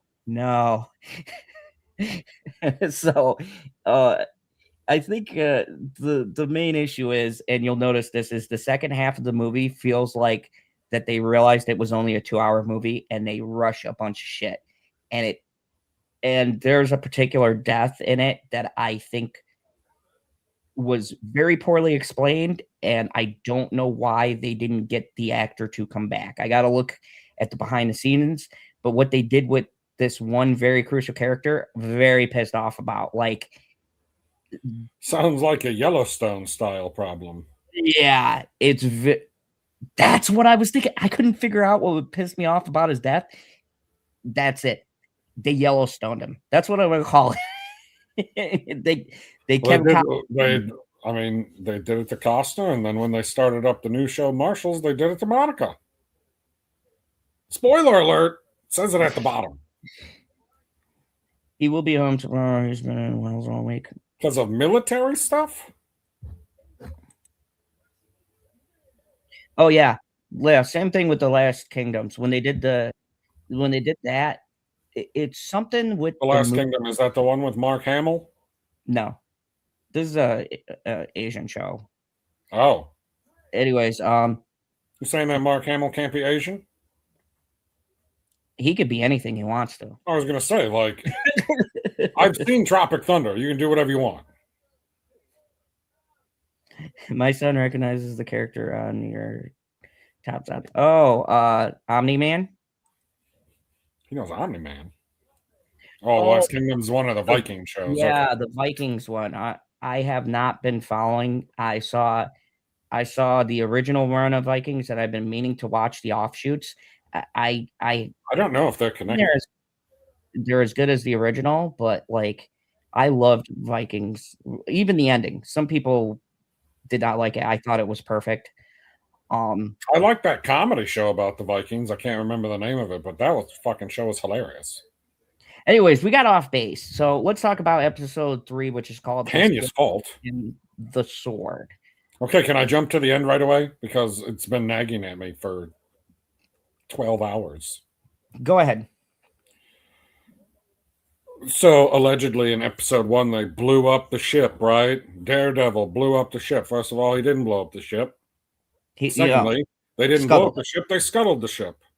Or they sunk. No, that's right. Everybody said he sunk the ship. It didn't sink. It was sitting right there. Now, we get to the fucking episode, and they actually blow the entire fucking thing up, and it continues to sink down into the river. Why didn't it sink down into the river in the first place? What is it sitting on top of? I need to know the logistics, because everything about how their ship is sitting in the river, and it can float, but then when they finish blowing it up, then it fucking sinks. Why didn't it sink in the first place? I know how fucking buoyancy works. Is there a giant fucking flotation device at the front? Is Dolly Parton sitting on the stern? I don't fucking know. It pissed me off. Big time. Okay, so we talked about this before, me being in the Navy and knowing how ships work, and me also being from New York and knowing how our harbor is, and I'm guessing this is supposed to be a representation of Chicago, so we'll just say basically 1 for 1 where the bridges and the ports would be, right? Did you just say New York is a representation of Chicago? No, I'm saying New York and Chicago are kind of they're comparable as far as cities go in the way that their harbors and ports. Why are you bringing up Chicago at all? Okay, because this is supposed to be like a knockoff Chicago. In Daredevil? Yeah, in Daredevil. They're in fucking New York City. What does Chicago have to do with anything? It's not like they're in Gotham. Okay, I just confused myself. Jesus, man. This is what happens, kids, when you smoke. How many twisted teas have you had? Just one. My God.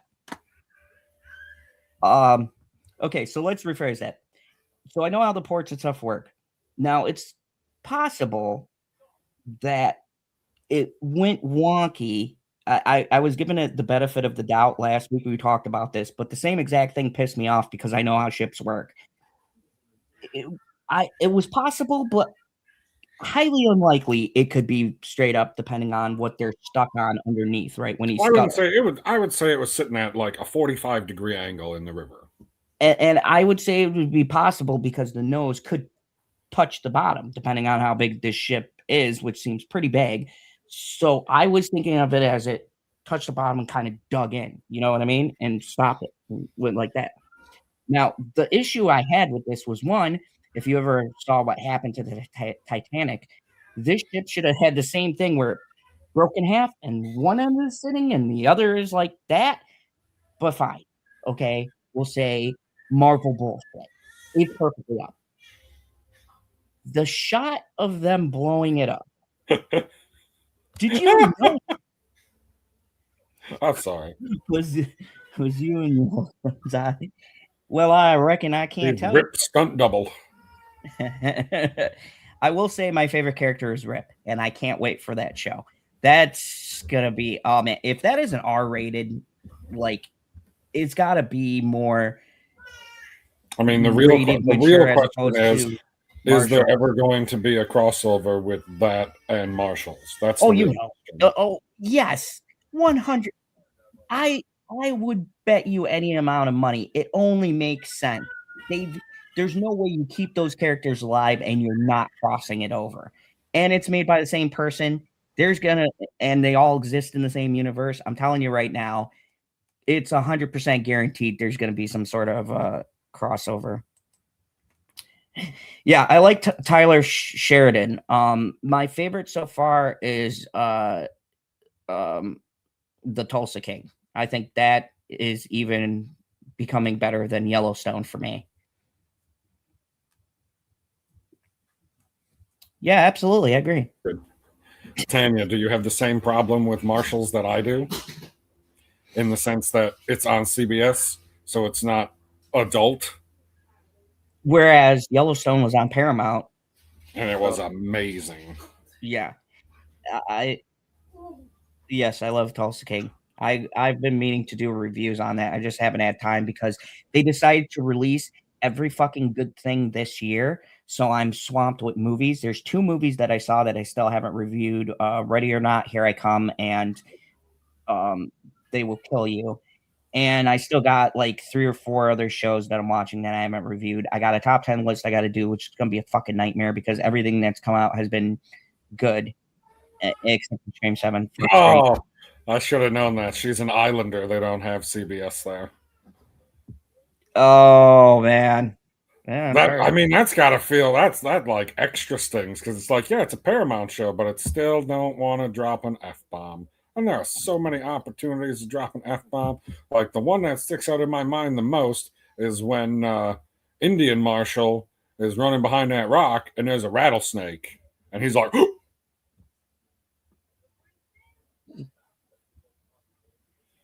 Like Paramount as a network, or do you mean Paramount Plus, the streaming service? Probably Paramount Plus. Because there is a Paramount network that you watch on like cable TV.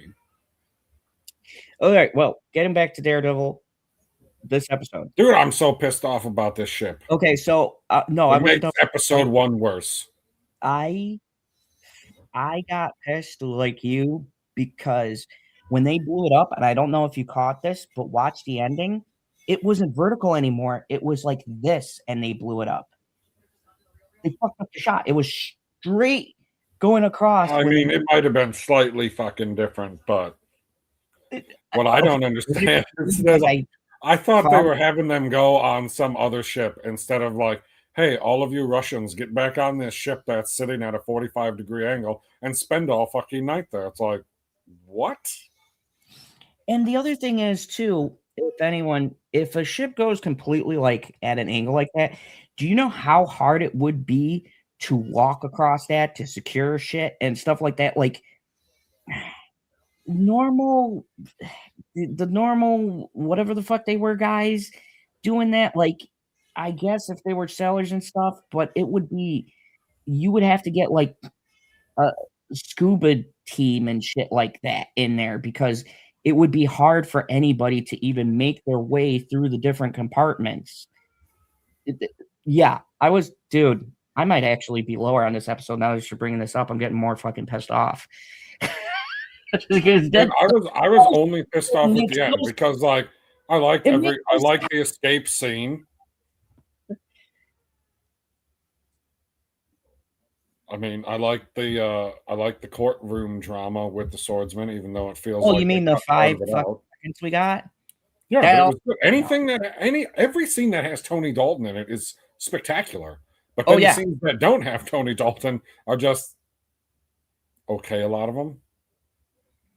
I mean, did you And then expect we get Karen to abduct a fucking police officer? uh, I liked that, and I liked the the, uh the stuff with Fisk. The conversation with him and Michael Gandolfini was fucking top tier, and that's where I'm Oh yeah, saying yeah, that one was really Gandolfini good. is such a great character because the actor can hold his own. Like, those conversations between him and Fisk make that character, by extension, so good because of the actor and the way he's able to hold his own acting across from Vincent D'Onofrio.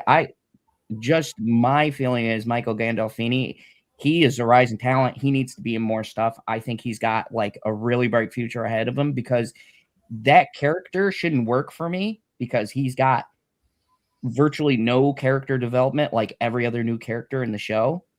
We're not moaning about you derailing the stream. But it's one of those things where like the new actors and actresses, they don't have that charisma that he has. So then we got this stupid scene with the psychiatrist.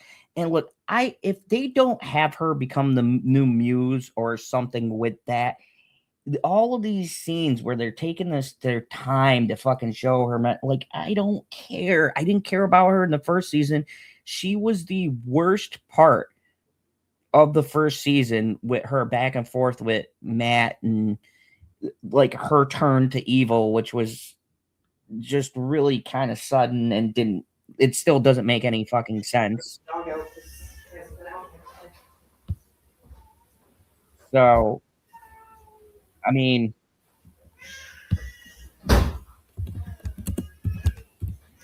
The baby is angry, Tanya. He's very angry. oh, sounds like he's gonna go He's having an existential fucking crisis back there. Kids will do that. He woke up from a nap and he's like, you're supposed to be feeding me. Fuck you. You're supposed to be feeding me. Fuck you. Except it just sounds like, ah, ah.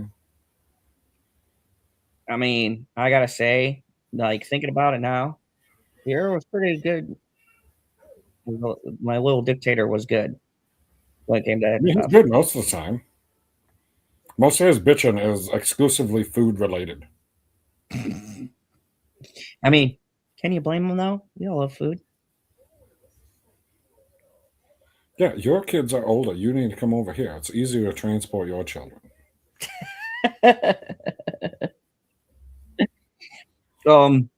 There's a whole basement downstairs that's open. So, yeah. Long story short, this episode for me is going to be a 5.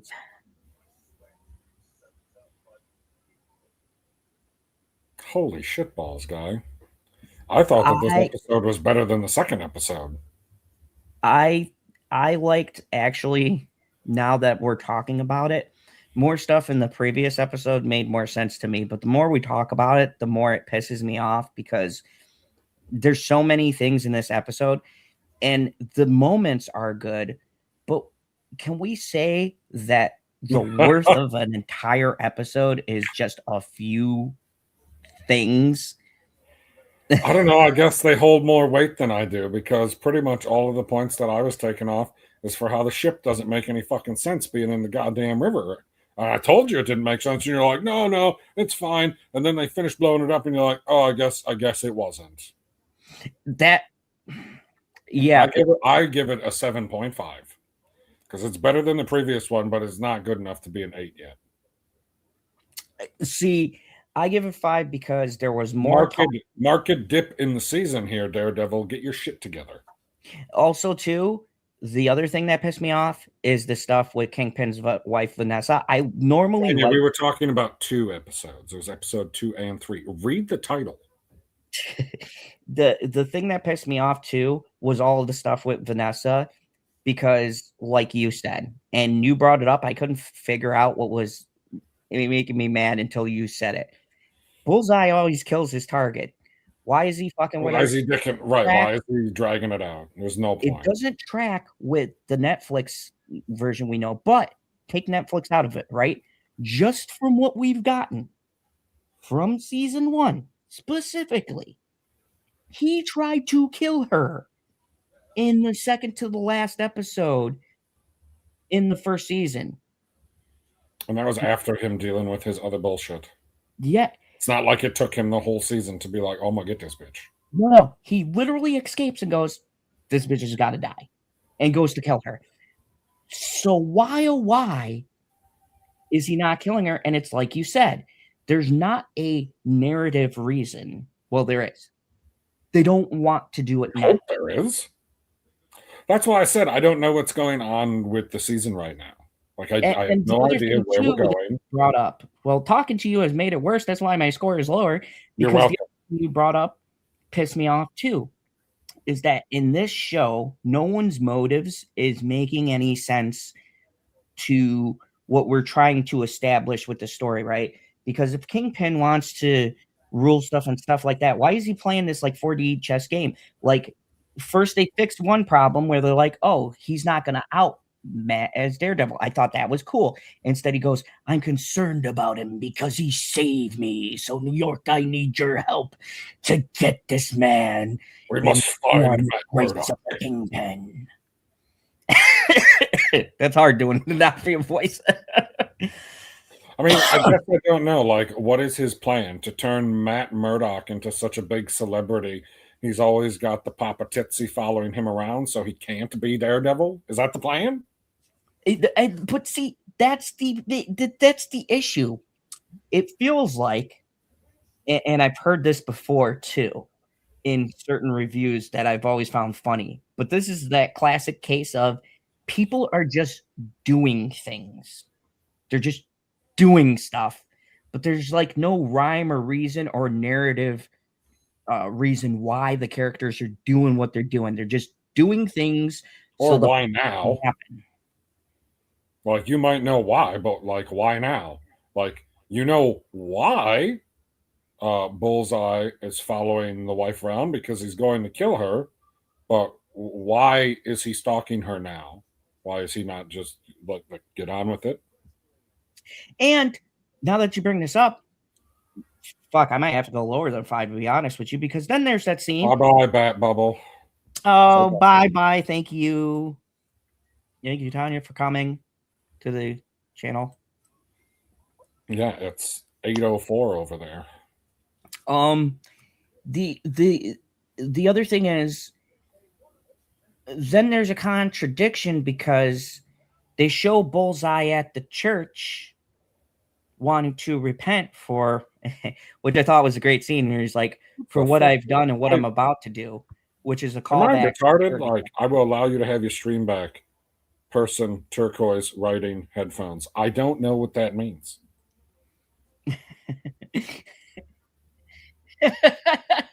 Carmen wants you to stick around. She's got shit to do. So it's like, then it kind of makes the church scene kind of funny because it's like, okay, is he not killing her because he's had this revelation? Well, no, that can't be the case because he's just fucking off two other people in an elevator. So obviously, Dude, is killing that people. scene, okay, I'm glad that you brought that up because I almost forgot about how much that scene also pissed me off. Okay, you go on. I just gotta use the restroom again. Goddamn Twitch. Jesus Christ, guy. Small bladder. Like, get it. What do you mean, small fucking bladder? Like, I don't think that you know, like, you've been in Wisconsin long enough that you should know how to drink professionally at this point, in the sense that before you start drinking, even if you just fucking went to the bathroom 30 minutes ago, if you're going to start drinking, you got to take a piss right now so that you can hold it as long as fucking possible. Because as soon as you break that seal, you are going back every drink. So depending on how fast you drink, is how fast you're going back to the bathroom. I could tell you. Right, you have old man bladder, not tiny bladder. Yeah. The fucking elevator scene pissed me off because it was perfect from the start. Like, I liked the framing of it. You knew something was going to happen. I wasn't sure who was going to pop through the ceiling. For a moment, I thought it was going to be Daredevil, and then I was like, I guess with where he was and how much time it feels has passed, I don't think he could be in this position physically at this moment, especially when his getaway car is like a Range Rover, which I found hilarious. No, what I hated about that scene was what he throws the knife into the top of their head. Mm-hmm. So he throws his knives into these two guys' head, and I was like, okay, they're gonna like drop straight down, and then they're going to, whichever way they happen to start tipping as they drop is how they're going to tip. And the fucking dude, stage right, or is it stage left? Is the stage reversed when you say it, or is it the way that you're looking? I think it's the way I'm looking at it. So stage right, the guy on the right-hand side of the screen in the elevator literally fucking braces himself with his arms as he falls onto the ground. And I was like, I had to go back and I was like, did that really just happen? Jump back and I was like, holy fucking shit. I burst out laughing. And that I was like, that was fucking terrible. And the guy next to him didn't do much of a better opportunity. He like slid along the fucking door. And it was bad. That was these people, just so you're aware, these are technical errors. You should not see that. It should just be a clean, he falls, right? You shouldn't see the. Right. I don't know which way he's going to fall, but there ain't no way, like, as you fall, your arms swing. Yeah. Like, these, it's like, okay, and I'm just drawing this comparison because it's the most relevant that we have, but the Netflix show, right? If you look at, and this is the big thing too, the choreography and the cinematography and stuff like that. I have never caught like active. I'm sure there were mistakes because they had a lower budget and it was a tighter production, but I never could actively see where they fucked up an episode. This to me, and this isn't the first time we pointed this out in these episodes, I could see where they made mistakes and they left it in. That's the thing with the boat.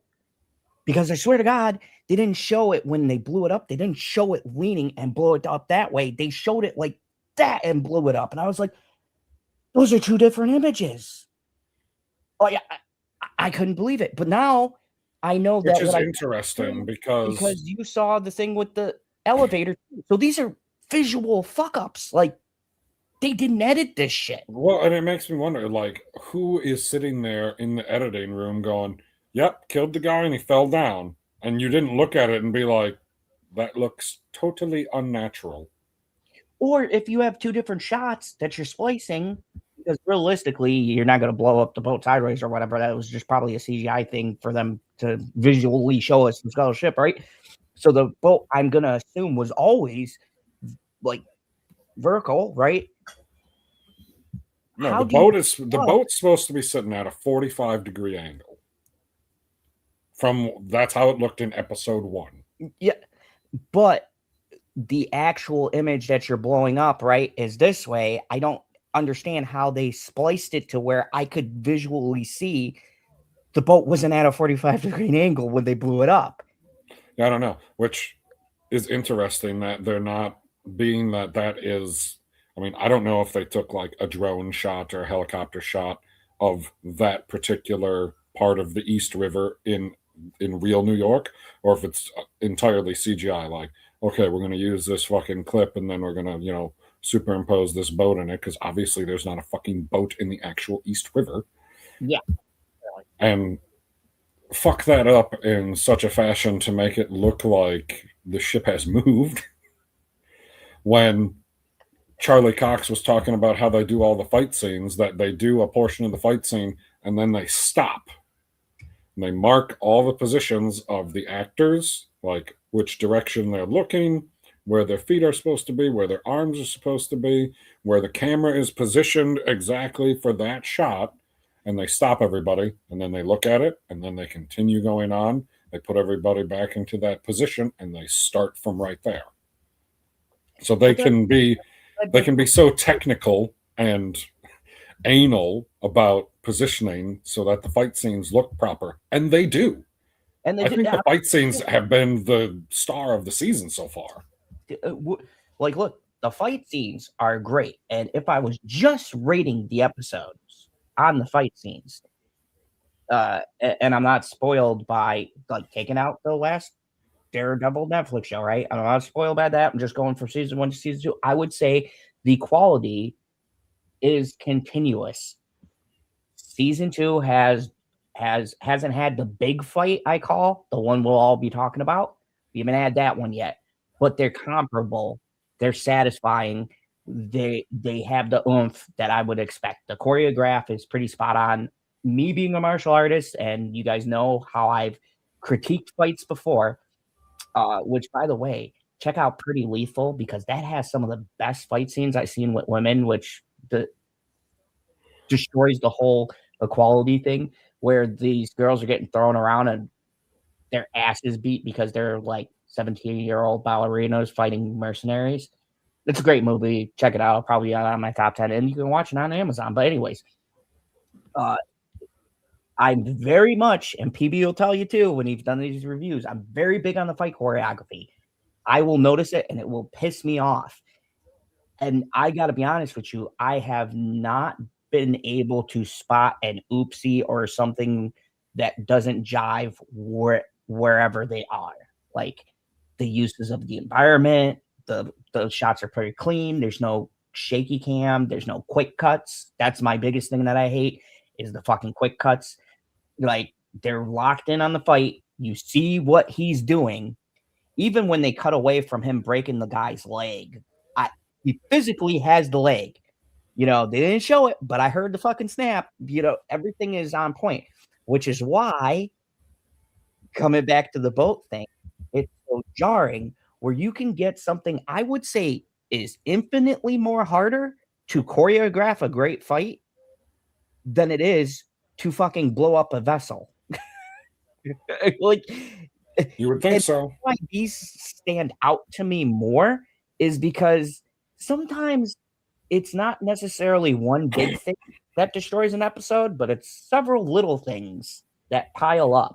I feel like I want to go and watch a whole bunch of reviews for episode 3 and see how many people who had previously said Daredevil sunk the ship. Like, I don't know how so many people said Daredevil sunk the ship.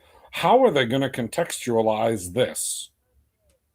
Because I presume they're going to cop out and say blew it up. Right. How do you blow up? Like, if they blew up a sunken ship, we wouldn't see the explosion. We'd just see the water because the ship is sunk. Yeah, that'll be curious. I don't know. Maybe it's just because they're morons and they don't understand English and what sunk means compared to scuttle. I don't know. It was one of the times where I was feeling like, we're the most accurate. That's crazy. We're the most accurate. We're just like, this. And yet people who get paid, it's literally their job to do these reviews.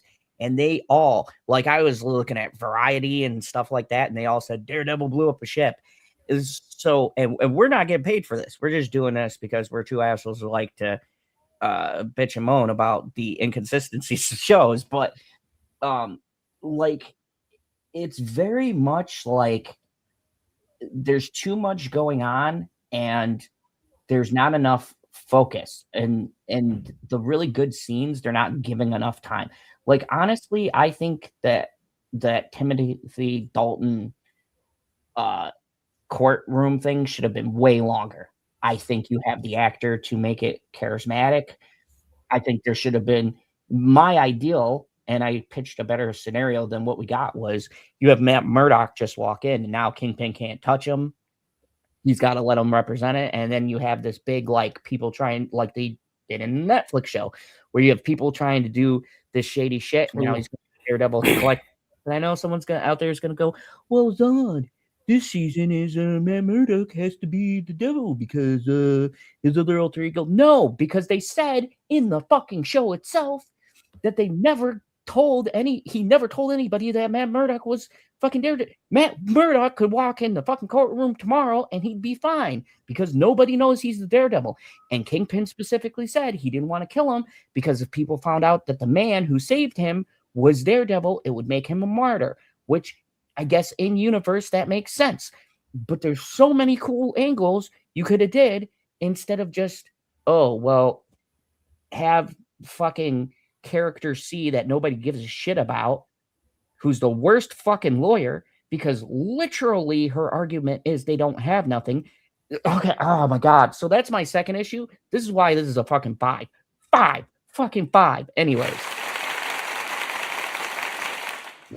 Because my second issue is, even in a tribunal, and spoilers, in the military, when you get in trouble, you have like a tribunal. You don't have a regular hearing. And I've had my fair share of no-nos. Climbing the Eiffel Tower was one of them, okay? And I was in this situation. And I could tell you right now, even in a fucking tribunal, which is what they literally said that was, you would still be able to present evidence, and or the lack of evidence, you would automatically dismiss that. Because even if you're going with a tribunal or a fucking whatever state, it would literally have to be a dictatorship where they would rule, oh, he's found guilty. There's no evidence. So therefore, even that conviction makes no sense. Because no, I thought they were going to give us like the piece of evidence. I thought they had some bullshit to even say, but they literally had no evidence. So they said our evidence that you are the swordsman is the mayor said you're the swordsman. But that's the thing too, PB. Maybe I'm misremembering it, but they didn't even use that. They just said, "Oh, guilty." No, they just said it out loud. That was it. It wasn't presented as evidence. It wasn't like, oh, well, in the conversation where I turned down his offer to invest in his port, he told me that he's the swordsman. Like, Fisk could have had something like that in a deposition and have it submitted for evidence. Sure, it's a lie, but it can still be written down. And that's why it feels like there was stuff cut from that scene, because I feel like there was not even anything. I wanted to see what her evidence was going to be, because it sounded like her entire thing was the one line of, oh, the only evidence that he's the swordsman is Wilson Fisk said so. And I was like, and then we jump to the end and they're like, okay, he's guilty. And I've seen some people, they're like, I don't even think they cared about the scene. They were like, oh, I thought it was really cool when they tilted the camera to, you know, the scales of justice have been tipped. I do like Tony Dalton was perfect in the scene though. He's like, it was inevitable. Like, that is my problem, is that I feel it's rush where they want to get to the cool shit. Like, you could tell they want to get to the battle in the detention center, right? And they had to get the characters there. But how they're getting people there makes no fucking sense. And it kills what, because don't get me wrong, even though I'm at a 5 and I'm going to stay there, the fucking detention scene was awesome. I love the fight. I love with Tony Dalton fighting. Like, I like the Daredevil stuff. If it didn't have the detention scene, I probably would have had it at like a 6.5, maybe a 6. Like, that fucking scene got a lot of points. That scene is why it's a 5 and not lower. Because honestly, I could have gone lower. but Tony Dalton deserves a 5 because especially him fighting with the 2 fucking batons. Okay, dude, so that outside of what we both agree is the best scene of the episode, which is essentially a hallway fight because they're in between the cages. Oh no, that's not it. But we're gonna get a hallway fight. No, I get that, but it's essentially a hallway fight. You gotta watch that fucking Netflix show. You gotta at least watch a hallway fight. Sure, why not? Maybe at some point in the future. Anyway, what was your, even in this bad episode, what was your favorite individual moment? See, I can actually pick that right away because the rest of it sucked. So my best parts really stand out. I would say that my favorite part would have to be the conversation between Fisk and the Michael Gandolfini's. I always forget his character's name in the show. Oh, when they're talking about the leak. His name is Daniel something. Fisk and Daniel. I love that scene, in particular the end part where he like quizzes them and goes, "Who are you trying to protect?" He goes, "The only person who matters here, you." And he goes, "Good answer." With that, like, and that's where I have a hard time believing that the writers suck, because if you could write a fucking banger of a scene like that, you know what I mean? It's what confuses me about how I think about this show. Be the same people. You'll have moments like that are so fucking good at it's just talking, and you're like, "Oh shit!" There is, at least in my mind, not being a professional writer, there is a big difference between writing a story and writing a scene. Like the story written is these two characters have an interaction where Fisk confronts Daniel about the video before he's able to tell him about it. That's what's written for the story, but that is not what is written for the scene. And I think maybe that's where we're losing in translation, where some of the scenes, whether it's who's directing them or how they're being shot, some of the scenes are either really good or really fucking bad. Like, for instance, blowing up the ship. Really fucking terrible. Whoever fucking shot that way should be fucking shot. And the editor should be fucking hung, because that was the worst fucking editing I have seen in a show recently. And then you get you could have edited it to not be fucking ridiculous. And then you got the moment with Gandolfini and D'Onofrio, which is brilliant. And the cherry on top, it doesn't go on too long, and they got that little chef's kiss at the end. He goes, "Very good answer." Like, perfect. And it's like, that's what pisses me off about the show. Is how the fuck do we have a moment like that where it's just two people talking and you see the brilliance of the writing, you see the characters doing their thing, and then you have a ship they can't pick what angle the fucking ship should be at. So it's just like, I'm hoping now that the ship is done, we won't be focused on that, because that was fucking me up for like the past 3 episodes. This whole fucking ship subplot. As much as I love Tony Dalton and how spectacular he is in all of his scenes, my favorite scene from this entire episode is when he's training for the boxing match. That was good. Which makes me think that if your favorite scene is what you chose and mine is what I chose, that means we mostly care about Wilson Fisk in a show called Daredevil. Well, no. See, the Daredevil himself and his scenes are great. The stuff with Karen is great. But for me, I'm not saying it's not, but if you're talking like the stingers, in my mind, when the show is called after the character should have the best scene in every episode. At least that's what I think. It's not true of everything, because like we both just watched Invincible and our favorite scenes were not with Invincible. I think the issue is that even though there's a lot of Daredevil, it still feels like we they're picked the focusing same on character. characters we don't care about. So Daredevil isn't getting scenes where we can go, that fucking scene with Matt Murdock. I'll give you an example. And once again, I got to go back to Netflix. There's an awesome scene, and this whole episode is literally in the courtroom, right? There's one fight, but it's mostly Matt Murdock in the courtroom. And there's a scene where he's doing lawyer shit. And Charlie Cox says some stone cold shit where he's like, some guy goes to him like, the defense attorney is all like, oh, you're a blind man, blah, blah, blah. And he goes, and that's why I see justice more clearly than apparently you and everyone else in this court. And it's like, that's some cool shit. And you sit there and you remember the episode because you go, oh, damn, man, you tried to go ableist and he just fucking reversed it on you. But that's the issue, is that Charlie Cox is not getting those scenes for us to highlight.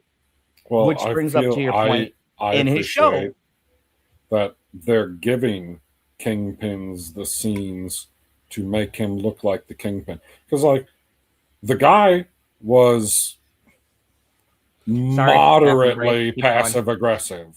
He was moderately passive-aggressive because he's sitting there fucking antagonizing like, yeah, I see that you got business to deal with, but I'm training you for the fight. You only get 30 seconds to fucking take a break.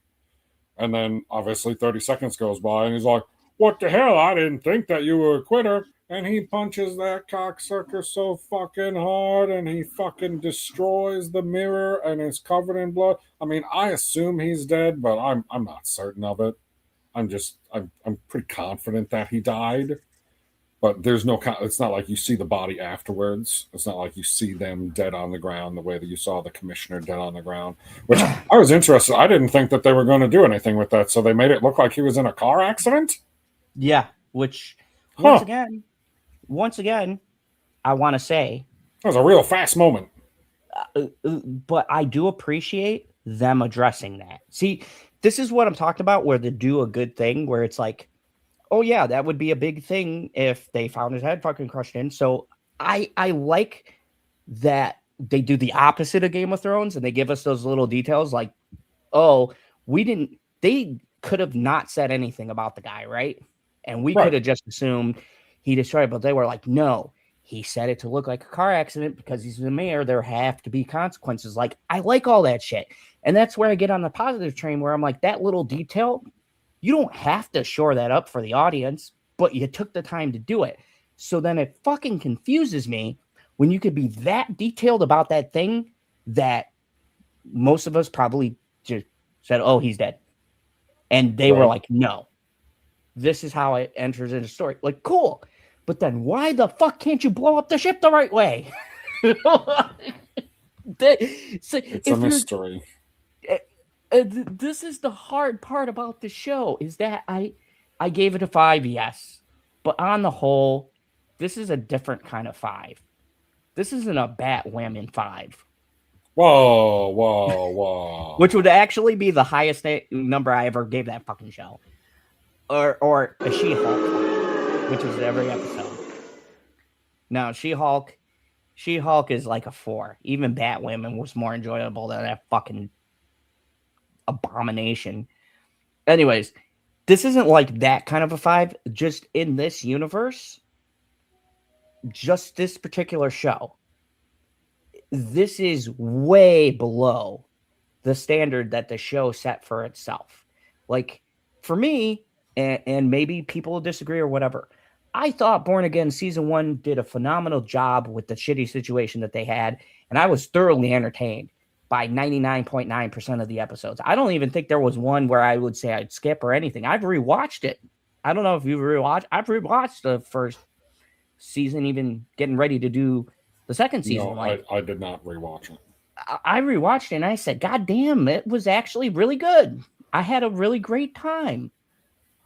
But in this season, now that they're trying to, and I see them trying to give us what we want, and they're trying to get that grit and grind, but I feel like they're still like trying to find their balance.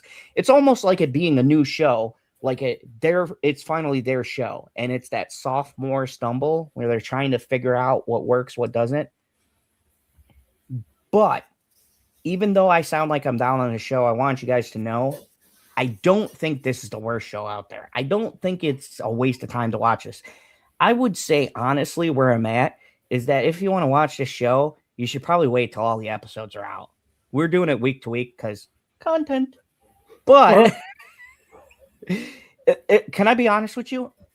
And it disturbs me to say, if we weren't reviewing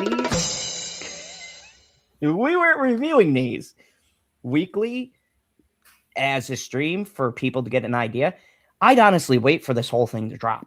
That's where I'm at right now. I was so not looking forward to this. You'd be able to, because I don't see people talking about Daredevil and Invincible as far as it comes to the story.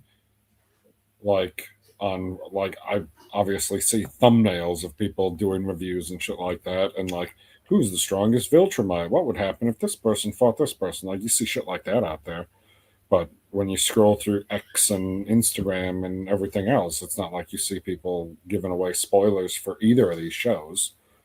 But I don't know if I'd be able to hold off. Like, that's tough. See, for me, I feel like with the way I felt about this season, because you've been a little bit, oddly, actually, you've been more positive about this. I have been more positive. Yeah, which is surprising. Normally, I would say that you've been slightly more positive about Invincible. It's been a flip, yeah. Because then we got this other great episode, which validates my feelings about the last week.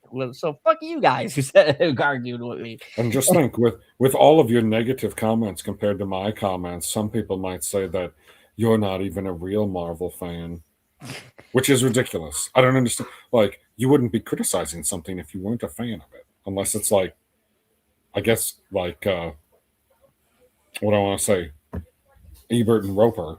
Like, they're movie critics. I'm sure they watch movies of stuff that they aren't fans of, but they are fans of cinema, so it kind of works. But you don't see people out there who exclusively play Mario games, right? That's all they do. They play Mario games.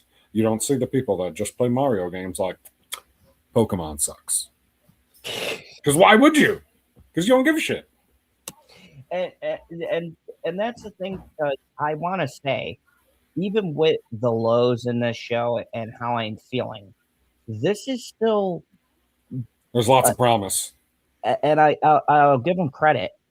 After coming from Wonder Man to this, it still doesn't feel like this show is a miss. It's just taking time to get in its stride to hook me. I'm obligated to watch these shows for you. So if I wasn't, I probably would have just fucking stopped and waited for the rest of them to come out. But I'm hoping that the next episodes and on will fucking pick up the pace. But it isn't one of those things where I struggled watching all of She-Hulk. Like, that was a fucking battle for me. It took everything I had to finish that show. Whereas this, I can see the potential, and I'm like, it's like I said, it's right in that line where I'm like, you're so fucking close. Like, you can either be really great or really shitty, and I can't pick where it's gonna land, because we're like here, and I'm like, oh, this is great, and then we're back over here. So, I mean, it's a very up and down season, and I'm willing to give it a shot. And I think at the end of the day, this is going to be one of those shows, and I know it's cliche to say this, but where you kind of just got to watch it yourself and judge. It's going to test how many. Like, maybe people don't notice the bolt. Apparently, nobody did, PB. We were the only one who picked up on the fucking logistics of even how they worded it, because then there were 1,500 people going, well, no, Daredevil blew it up. No, that's not what he did. That's not what they said in the fucking episode. That's not how they fucking presented it. That's not even what fucking Kingpin said, or the guy who fucking scuttled the ship, because he literally yells, scuttle the ship, when he does it. Jesus Christ, put that aside, right? Because clearly that shows how many fucking idiots. Okay, the biggest thing is I give this a 5, but this has more potential of going up in a rating than it does going down. And I think that there's there's good stuff laid out here that's going to give us better future episodes. I just think Invincible does it better than Daredevil does. And it amazes me because now we're on the same episode count, the same length, but I think Invincible's pacing is so much better than Daredevil Born Again. I get them having to set things up. I would say Invincible has a slight unfair advantage as to where it is in its story. But they could still do the same thing. I mean, who is this would be like Daredevil finally, like he's fought all these other bad guys and taken everybody else down, and now he's finally gonna take down Dr. Doom. Actually, canonically, Daredevil and Dr. Doom have met maybe once, but they're not enemies in the grander universe, even with the team life. That's more of you gotta pick an ultimate villain, because that's what I'm saying about Invincible. We have finally made it to the ultimate villain. We are at the Viltrumite War. That is the pinnacle of the series. Daredevil's ultimate villain is Kingpin, actually. I know it is, which is a slight problem. Yeah. Because we're on to the Kingpin story already. Like, Kingpin is involved in the story in season 1, but Daredevil is most definitely more concerned with Muse as the guy he has to take down now. Yeah. And we don't have anything like that this season. It's exclusively Fisk. Like, he knows that Bullseye is out there, but he's like, well, what are you going to do? He saved my life. It's just... And Cherry's life. I like that scene, too. When the Vigilante Task Force showed up at the hospital and all the detectives are in the room. Are you going to bring the pizza, or are we going to get it? And that's what I mean, where individual moments. Like, there's stuff like that. Like, how do I put this? The show has good bones. I'll put it that way. Like, the show has a good bones and it has a good base. It's not like we're building something on fucking quicksand like most of the Disney shows where they just go hammer out an idea and it's kind of good, but then when you get to the end and it all falls apart. This feels like the reverse. They got a good foundation. They just don't know how to build it. You know, it's kind of a little rough in between. So this isn't doom and gloom. I'm not even going to say, like, this isn't one of the things where I'll fucking stuff. No, it's not Doom. It's Kingpin.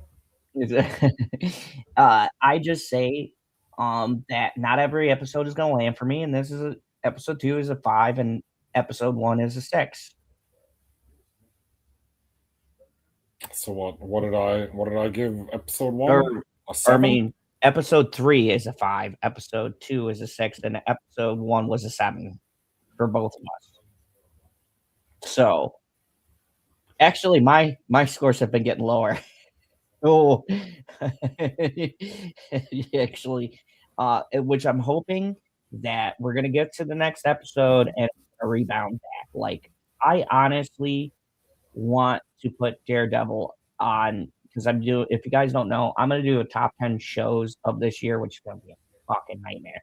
I really want to put it on that list, but I feel like it ain't. Daredevil needs to pick up the pace because there's lots of stuff coming to challenge it. Yeah, man. We got the new Darth Maul show. Boys' final season. Dutton Ranch. Yep. I mean, dude, there's a good chance these are all going to be on they could all be in the top 5, guy. That's what I'm saying, though. That's what I'm saying. There's so many. There's One Piece. That's definitely going to be on the list. I am almost certain it's in the top 3 right now, unless something amazing happens, because they made me tear up fucking well. And if you haven't seen One Piece season 2, watch season 2, episode 2. They made me cry for a fucking CGI whale. They gave the fucking whale a backstory where it was a little whale and it liked music, and then the pirates left, and and it had all these scars on it because it was banging its head trying to get through this wall because it wanted to see its friends again, but it was too big. And then Luffy came and he goes, "Don't worry, we're gonna be friends with you." And it was like one of those corny like Disney moments, but it just fits for One Piece. And you're just sitting there going, "I am fucking shedding a tear for a CGI well." Yet real life actors can't elicit the same emotion as an actor playing off a fucking CGI well.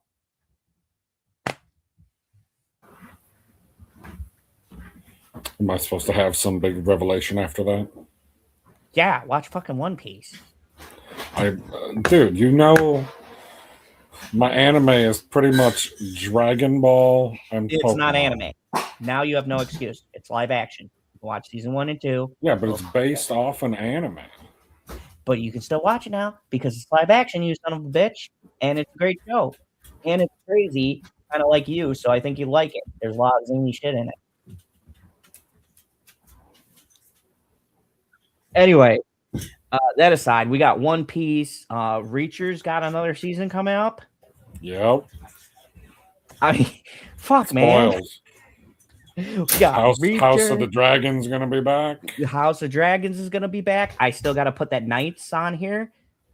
That's definitely going on here. The Night Show.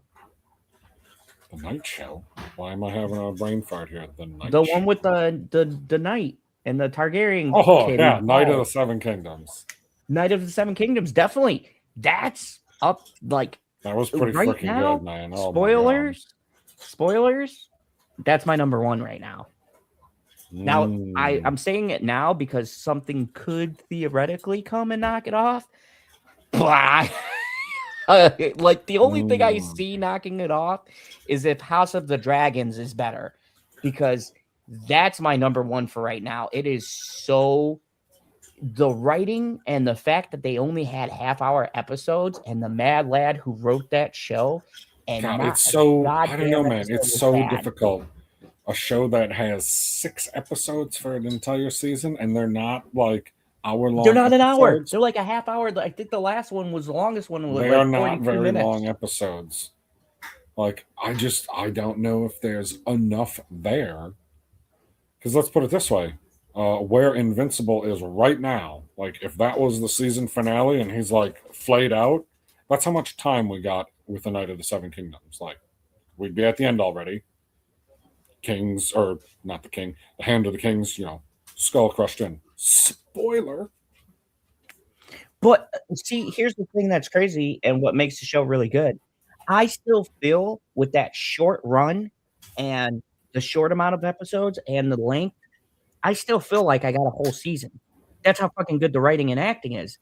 I don't feel like I was ripped off in any way or that nothing was explained or that I didn't. No, I didn't. I'm just saying, like, to say it's the best season, there's like if a show, let's just can I do the math here real quick? So to make the math easy, let's say a TV show has 6 episodes and every episode is a 10. Just fucking spectacular. Which right? For me, that is the show. Every episode's a 10 right. For me. So every episode is a 10. That means it's got 60 total points to its name, which is pretty freaking good. And then another show comes along and it's 8 episodes and they're all 10s. Now it's got 80 points. So how can you not say that the longer show with the same amount of 10s to its name is, or I should say, the same perfect batting percentage. That's like going out and you go 6 for 6 and you hit 6 home runs. The guy who went 8 for 8 and hit 8 home runs did better. I can actually answer that because of the fact, and this is where the underdog comes in. By your metrics, you are 100% right.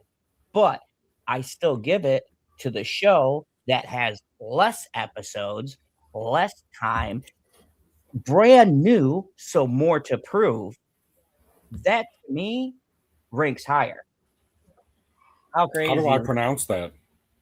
Okay, so you're not gonna like my answer. Crazy enough to get a 5. I did not like the episode. God, he's talking about Invincible. Oh, yeah, Yeah, Invincible. nuts. Nuts. It says episode 5. We gave it a 9. I gave it a 9.5. He gave it a 9.5. I don't want to go too high because I want to leave room to I'm okay with leaving only 0.5. Like something else. Yeah, I want to give it leave it a whole point. But yeah, dude, bro, episode 5. What the hell does ABT stand for? I was ABT to say. Yeah, I don't know what that stands for. I'm not hip enough. I'm sorry. He's got the hippie beard, but he's not. I'm not that kind of hip. Hippies are not hip, guy. They were never hip. Hippies were not hip when they were hip to be square. But no, and this is what I mean by comparing Invincible to Daredevil. What's right? the other one? What's the other one if it says he's saying top 2? Like top 2 episodes of the show? Or top 2 shows of the year? Or what are you talking about here? ABT. Honestly, my top 2. Yeah, what's ABT? Just because I'm not grabbing that one. I don't even know what the typo is supposed to be. That makes me sound like it's an acronym. I was about to say because you thought I was talking about Daredevil. Oh, it's supposed to be about. Oh, about. Okay. I didn't know we were shortening the word about. Yeah. News to me. And by the way, thank you for comment. We appreciate the comments, but you know what else honestly, we appreciate? What else do we appreciate? MoviePalette.com. At MoviePalette.com, you can get the best movie palettes. And what are these movie palettes, you might say? You might go, Zod, what's a movie palette? How is this awesome? Well, I'll tell you, dear viewer. MoviePalette.com takes a movie and the color scheme that is throughout the movie, and they put it on a palette, which is a visual representation of the scenes and the color of that scene in the movie. So, like, say you want, like, I don't know, the Batman, right? That would be mostly black and red. It's going to be black with a big red line at the end. And it'll have the lines of the movies. MoviePalette.com has been... You know, the big red line that tells you that he failed at being a superhero. And MoviePalette.com has been a sponsor of the channel for the past 2 years. I don't know how. I don't know why. Thank you to Mark, who is the person that sponsors my channel. You're sponsored by Invincible? No, he's the liaison. But thank you, and thank you to MoviePalette.com. This is the second year that they have been sponsoring my channel. And if you go to MoviePalette.com, you can put in the promo code, which is in the link in the description. You can put in the promo code Zone15 and save 50% off, but not just 50% off. It's 15% on top of any other deals. So go to MoviePalette.com, put in the promo code Zone15, and you can get yourself a phenomenal piece of artwork guaranteed to arrive before Christmas. And thank you. So, boom. Yeah. We were comparing Daredevil to Invincible, which is... Oh, that's yeah, you definitely got to watch them in reverse order. You got to do Daredevil first, guy. Oh, yeah, because even Boom said that the 5th episode was crazy, and I agree with him. Like, it was freaking amazing. Dude, I was sitting here thinking to myself, this is quite possibly the best episode they have ever made. This is the issue with like releasing something like Daredevil, and now we're gonna have The Boys as well. Like, this is crazy scheduling. Like, you have Daredevil, The Boys, and Invincible. I'm gonna gather that The Boys is gonna be a fucking banger. We're in the end game. God, I freaking hope so. I just need shit to not be stupid, like how they blew up the ship at the end of the episode. As long as we don't have problems like that with the season, I think it's going to be phenomenal. I don't think it could not be. Yeah, that's proper English. Wi-Fi dogness. Do you like being on the stream, doggy? You look over here. Look over here, puppy. Oh, what is this? It's just a big fat-headed donkey. Yeah, we gotta wrap up this stream so you can spend the rest of your afternoon in the bathroom so you don't have to keep going back there every 15 minutes. And then you can just play one of your mobile games while you're on the cam.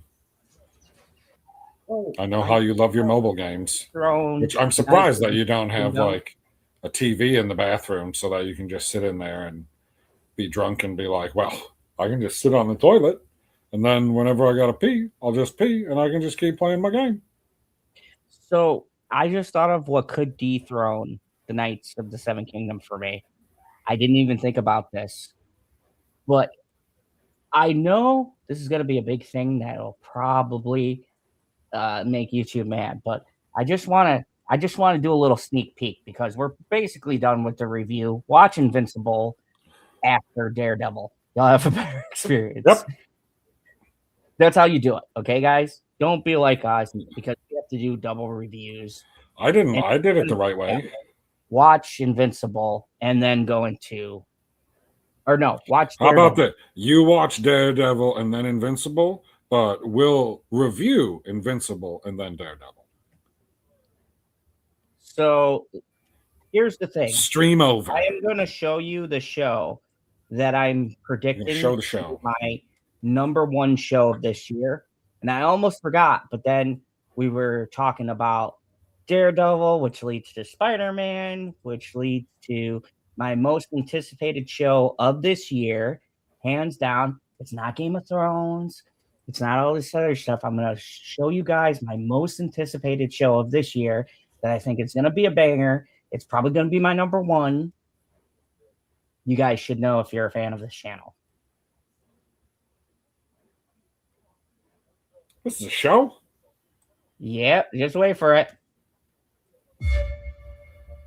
Tell me why.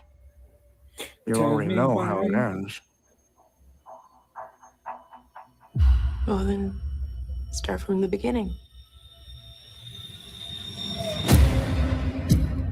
A crime original. Tics. Thoughts. Impulses. I manage to suppress them most of the time. Oh my God! What's going on, Ben?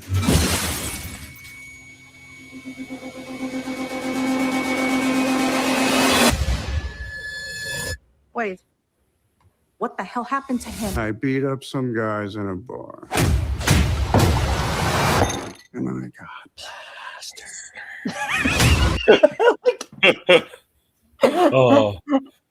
Oh man. This is gonna be so the best fucking show ever. Dude,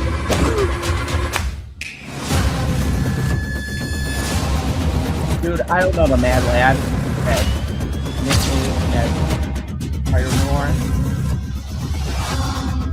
With great power comes no responsibility. I love that. What are you thinking about over there? Bit of an existential crisis, if I'm honest. That said, with no power comes no nerve, responsibility.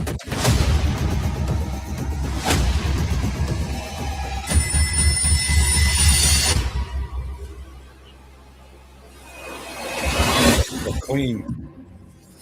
May 27th. 2 ways. You can watch it in black and white or in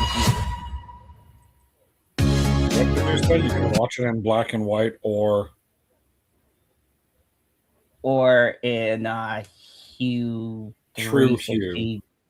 Yeah.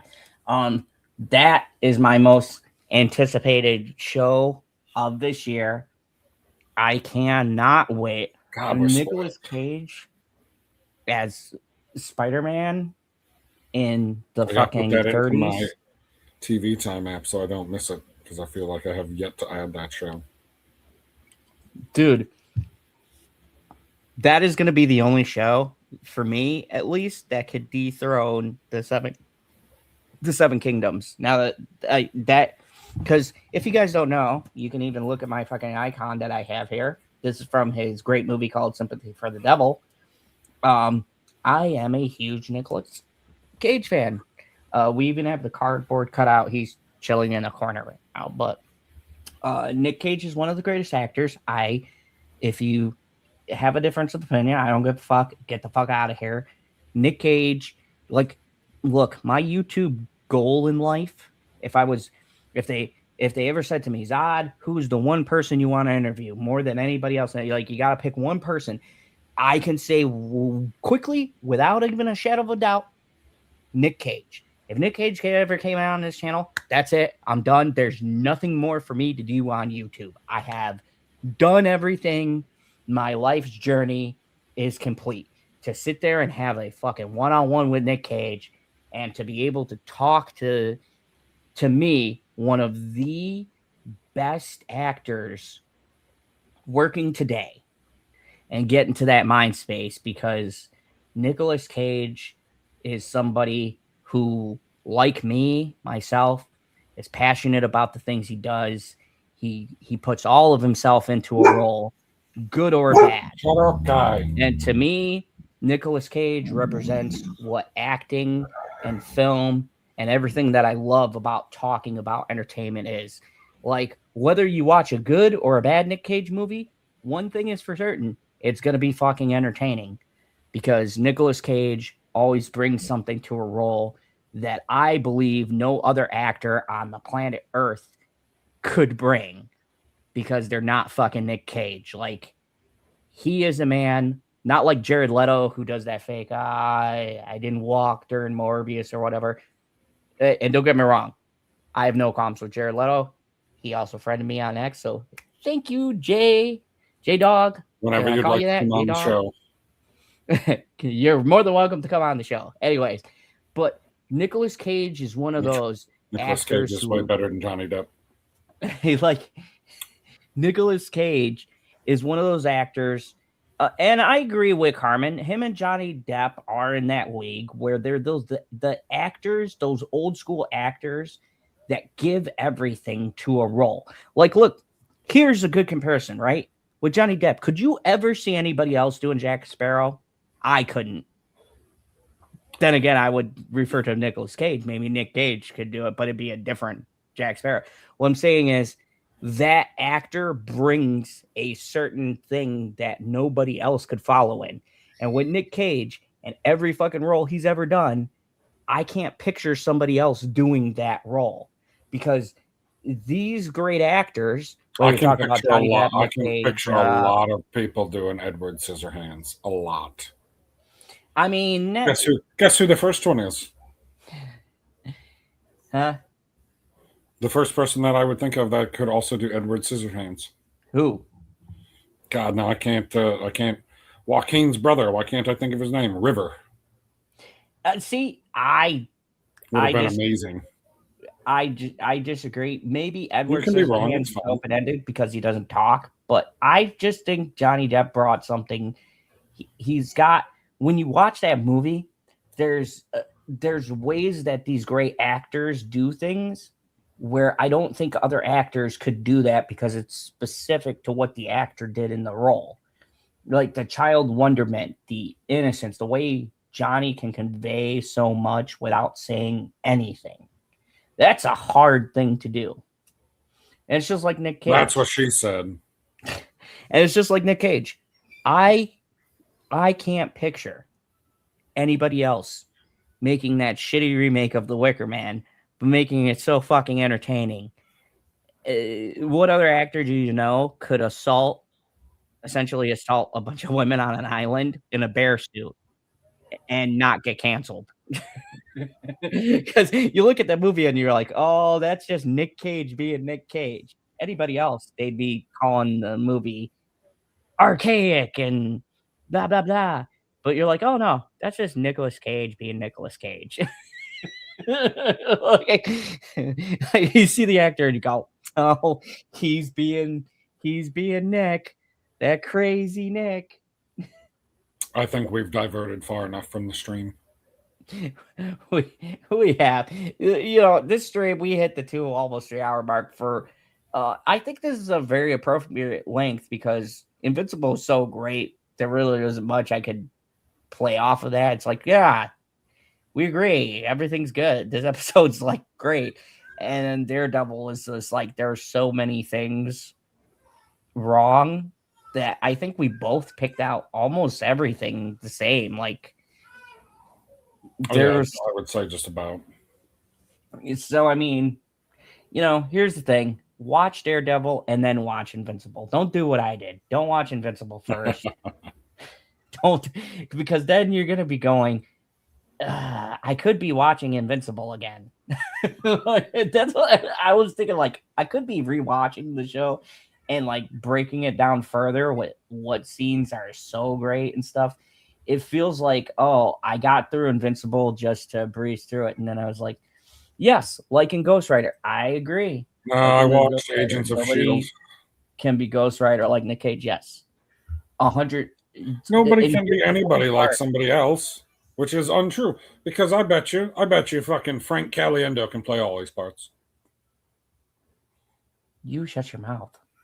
If Frank Caliendo can be John Madden, he can be anybody. There is nobody who could be Nick Cage. The only person who could be Nick Cage is Nick Cage. You can't get the crazy mannerisms from anybody else. Dude, Spider Noir is going to be fucking amazing. And here's the thing, though. Nick Cage, isn't he playing John Madden in the new movie? Yeah. So, I mean... Yeah, he is. I forgot so that proves my point. They're having Christian Bale be Al Davis? Who the fuck are they having as Al Davis? I think it's Christian Bale. I thought so. Dude, that's another movie I'm still waiting for. Like, if that movie doesn't sweep awards, the awards are more of a joke than they already are. Like, dude, what the fuck happened to that movie? Did we hear any? We got that trailer, and I feel like I have not heard anything else about the Madden movie. Like, I forgot about it until you brought it up. Hold on, Madden movie. Set for Thanksgiving 2026. Okay, so that's coming out this year too. Yep, November 26th. Right, but I bet you that it doesn't make it into your top 10 TV shows. It's not a show, it's a movie. So it might make it into that's the fucking joke. Just laugh and be like, oh, you're dumb. You're dumb. Thank you. Yeah, but I'm happy because my top 10 horror movies are different from my top 10 movies. And I'm glad that even my top 10 movies this year are going to be impossible because I have a feeling Avengers Doomsday is going to make it in there. Spider-Man Brand New Day is definitely going to fucking make it in there. It's glad to see Marvel. I don't give a fuck what you weirdos say. Supergirl's definitely going to make it in my top 10. I have not seen the trailer. Did you see the new trailer? Yeah, I did. And I thought it was great. You see little puppy Crypto? Oh, God. I fucking hate that dog. I'm just going to be real with you. I hate that dog because of Superman. I fucking hate that dog so much. I'm honestly hoping Crypto dies. I really fucking hate Crypto. Okay, so here's the thing. And this is going to be clipped probably bad and people are going to fucking boo me. But Crypto fucking ruined Lex Luthor in the fucking Superman movie. And go check out me and Chris Knight's review. You could go check it out under live streams. Our review of the Superman movie. And people fucking disagreed with me. But Crypto was fucking terrible in that movie. And I don't want more scenes being ruined by that little fucking menace. Being flipped off right now, but I don't give a shit. The dog was a fucking menace. I hate that fucking dog. And honestly, I think that the whole fucking series would be better if we fucking took Crypto out, take him out like fucking Old Yella. He's had his fucking time and be like, look at the flowers, Crypto. Look at the flowers. I know so many people are going to hate that, but I'm sorry. Boo me if you want to. I'm not going to tell you, we've done this entire fucking stream and I've been slightly uneasy because, like, Omni-Man and Kingpin are eyeballing us. I think they were eyeballing me after that comment. So is the rest of the internet. No, but we have to clip that for like a short. I fuck crypto rant. We'll just call it Zod says fuck crypto. But no, everything else, but yes, but the crypto scene looks absolutely amazing. So it's gonna be really great having superhero movies back in my top 10 conversation. You know, I got a bunch of shitty movies Lanterns too. TV show. I know we got great TV shows. This is going to be a hard year, man. And that's why PB's going to help me with my top 10 list this year. Because this is too big for one man to tackle on my own this year. The task. And me and PB are watching just about the same stuff. So maybe he's got a show that I miss on my list that he could tell me about, and we could balance things out. There's also The Fucking Pit, which is a great show. Never watched that one yet. Like there's so many good things, but the point is, people, while Daredevil may have scored lower, it's still no show we're watching we would consider awful, or we just wouldn't be watching it, or we wouldn't talk about it. Like, I don't think we ever talked about The Acolyte. So I'm sure it came up and we were both like, did you watch that? Yeah. Did you like it? No. Yeah. Did it have its moments because I like myself a lightsaber duel? Obviously. Was the story dumb as fuck? So unbelievably dumb that you can't imagine. And did we rally for it to make a comeback? Fuck no. Fuck no. Burn it with fire.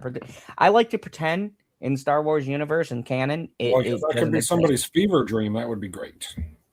Like, no, like Obi-Wan wakes up and realizes it was all a dream. That'd be good. That was close. Like, oh, shouldn't have been reading those fiction books. You don't want to piss off the EU fans, PB. That was good enough to be an I was antagonizing them on fucking X a couple days ago because the person was like, should I be reading these books? And I was like, as long as you just presume that the books are somebody else's story, go ahead and read them. Like, it's not like they're bad books. It's not like they're bad stories. But to say that that is the story of Star Wars is incorrect. I mean, there were multiple things from the books that George was like, ooh, I'm going to use that name and it's going to be this now, which means that the book is wrong. And I mean, there is some stuff that Filoni did by extension make canon. Oh, Cowboy Dave. And yet people still hate Cowboy Dave, my brother from another mother. Which is weird because you're twins, but whatever. You know, but there's still that Kryptonian, whatever. It doesn't matter. The point being is that Dave made some stuff canon, and yet still, and this is specifically the EU people, they get what they want. They get Thrawn. That's not what Thrawn is like. They made him stupid. And it's like, you motherfuckers have been begging. You've been begging them to make these EU stories canon. So Dave goes, I hear ya. Here we go. We're going to make Thrawn canon. He puts them in fucking Rebels. People love it. And then he puts them in live action. People fucking hate it. I don't understand that, because it's like, either you want there's another season coming. He's actually going to do some shit. Let's hope. Yeah, I would definitely like to see more movement on Thrawn, because we left that whole fucking plot line open. And I'll be honest, I didn't think Ahsoka was that bad, just what they did with Sabine. But the rest of it was pretty good. Like, Rosario Dawson as Ahsoka is perfect. She does a great job. Like, I've heard so many complain, and I'm like, nah, I don't see it. I think she's really good. And you could still have her for multiple years, because she's not up there in age. She could still fucking just put on fucking face paint, play Ahsoka. So, I mean, like, at some point she's going to start moving like Harrison Ford, and she cannot continue to play Ahsoka. Yeah. Then then you have a problem. Which is another thing with them killing off Han Solo. Like, look, I thought that was the stupidest argument for one reason. Dude, Harrison Ford is like, what, in his upper 80s now? Maybe 90s? I don't got the exact I date. think he's in his, I want to say he's like 82 or 83. 3. Yeah, somewhere in there. He's in his 80s, right? Dude, did you not watch the new Indiana Jones? You do not want him trying to be a young buck again. He can't do it, 83. man. He doesn't have, fucking age is a thing. So, like, I agree with them killing off his character because it's like, you can't do the fucking space shit like that. You having fucking hard time holding the blaster. I mean, come on.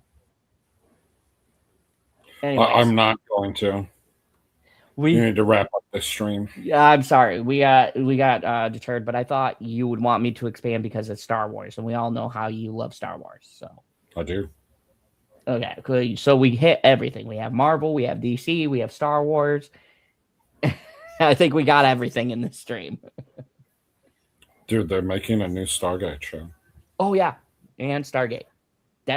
Dude, it ain't coming out this year, I don't think. That would be. I was gonna say if they surprised us and said, "Oh, surprise! We'll actually have season," I would have a fucking brain aneurysm. I can't take any more awesome new shit coming out this year, man. There ain't enough room. I'm gonna have to change my top 10 to like my top 20 because there's just too much fucking good shit that I can't, man.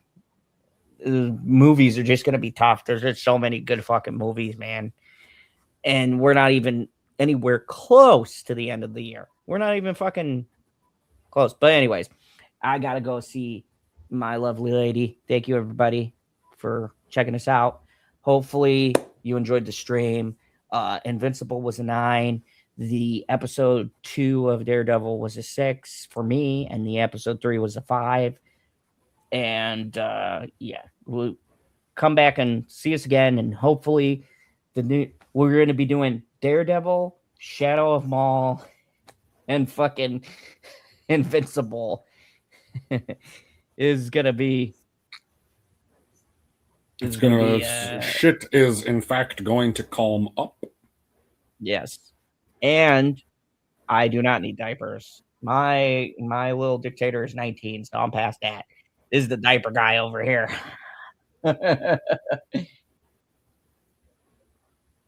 But anyways, thank you everybody for watching. And as always, remember, there is only one rule here in the Phantom Zone. Kneel before Thrag.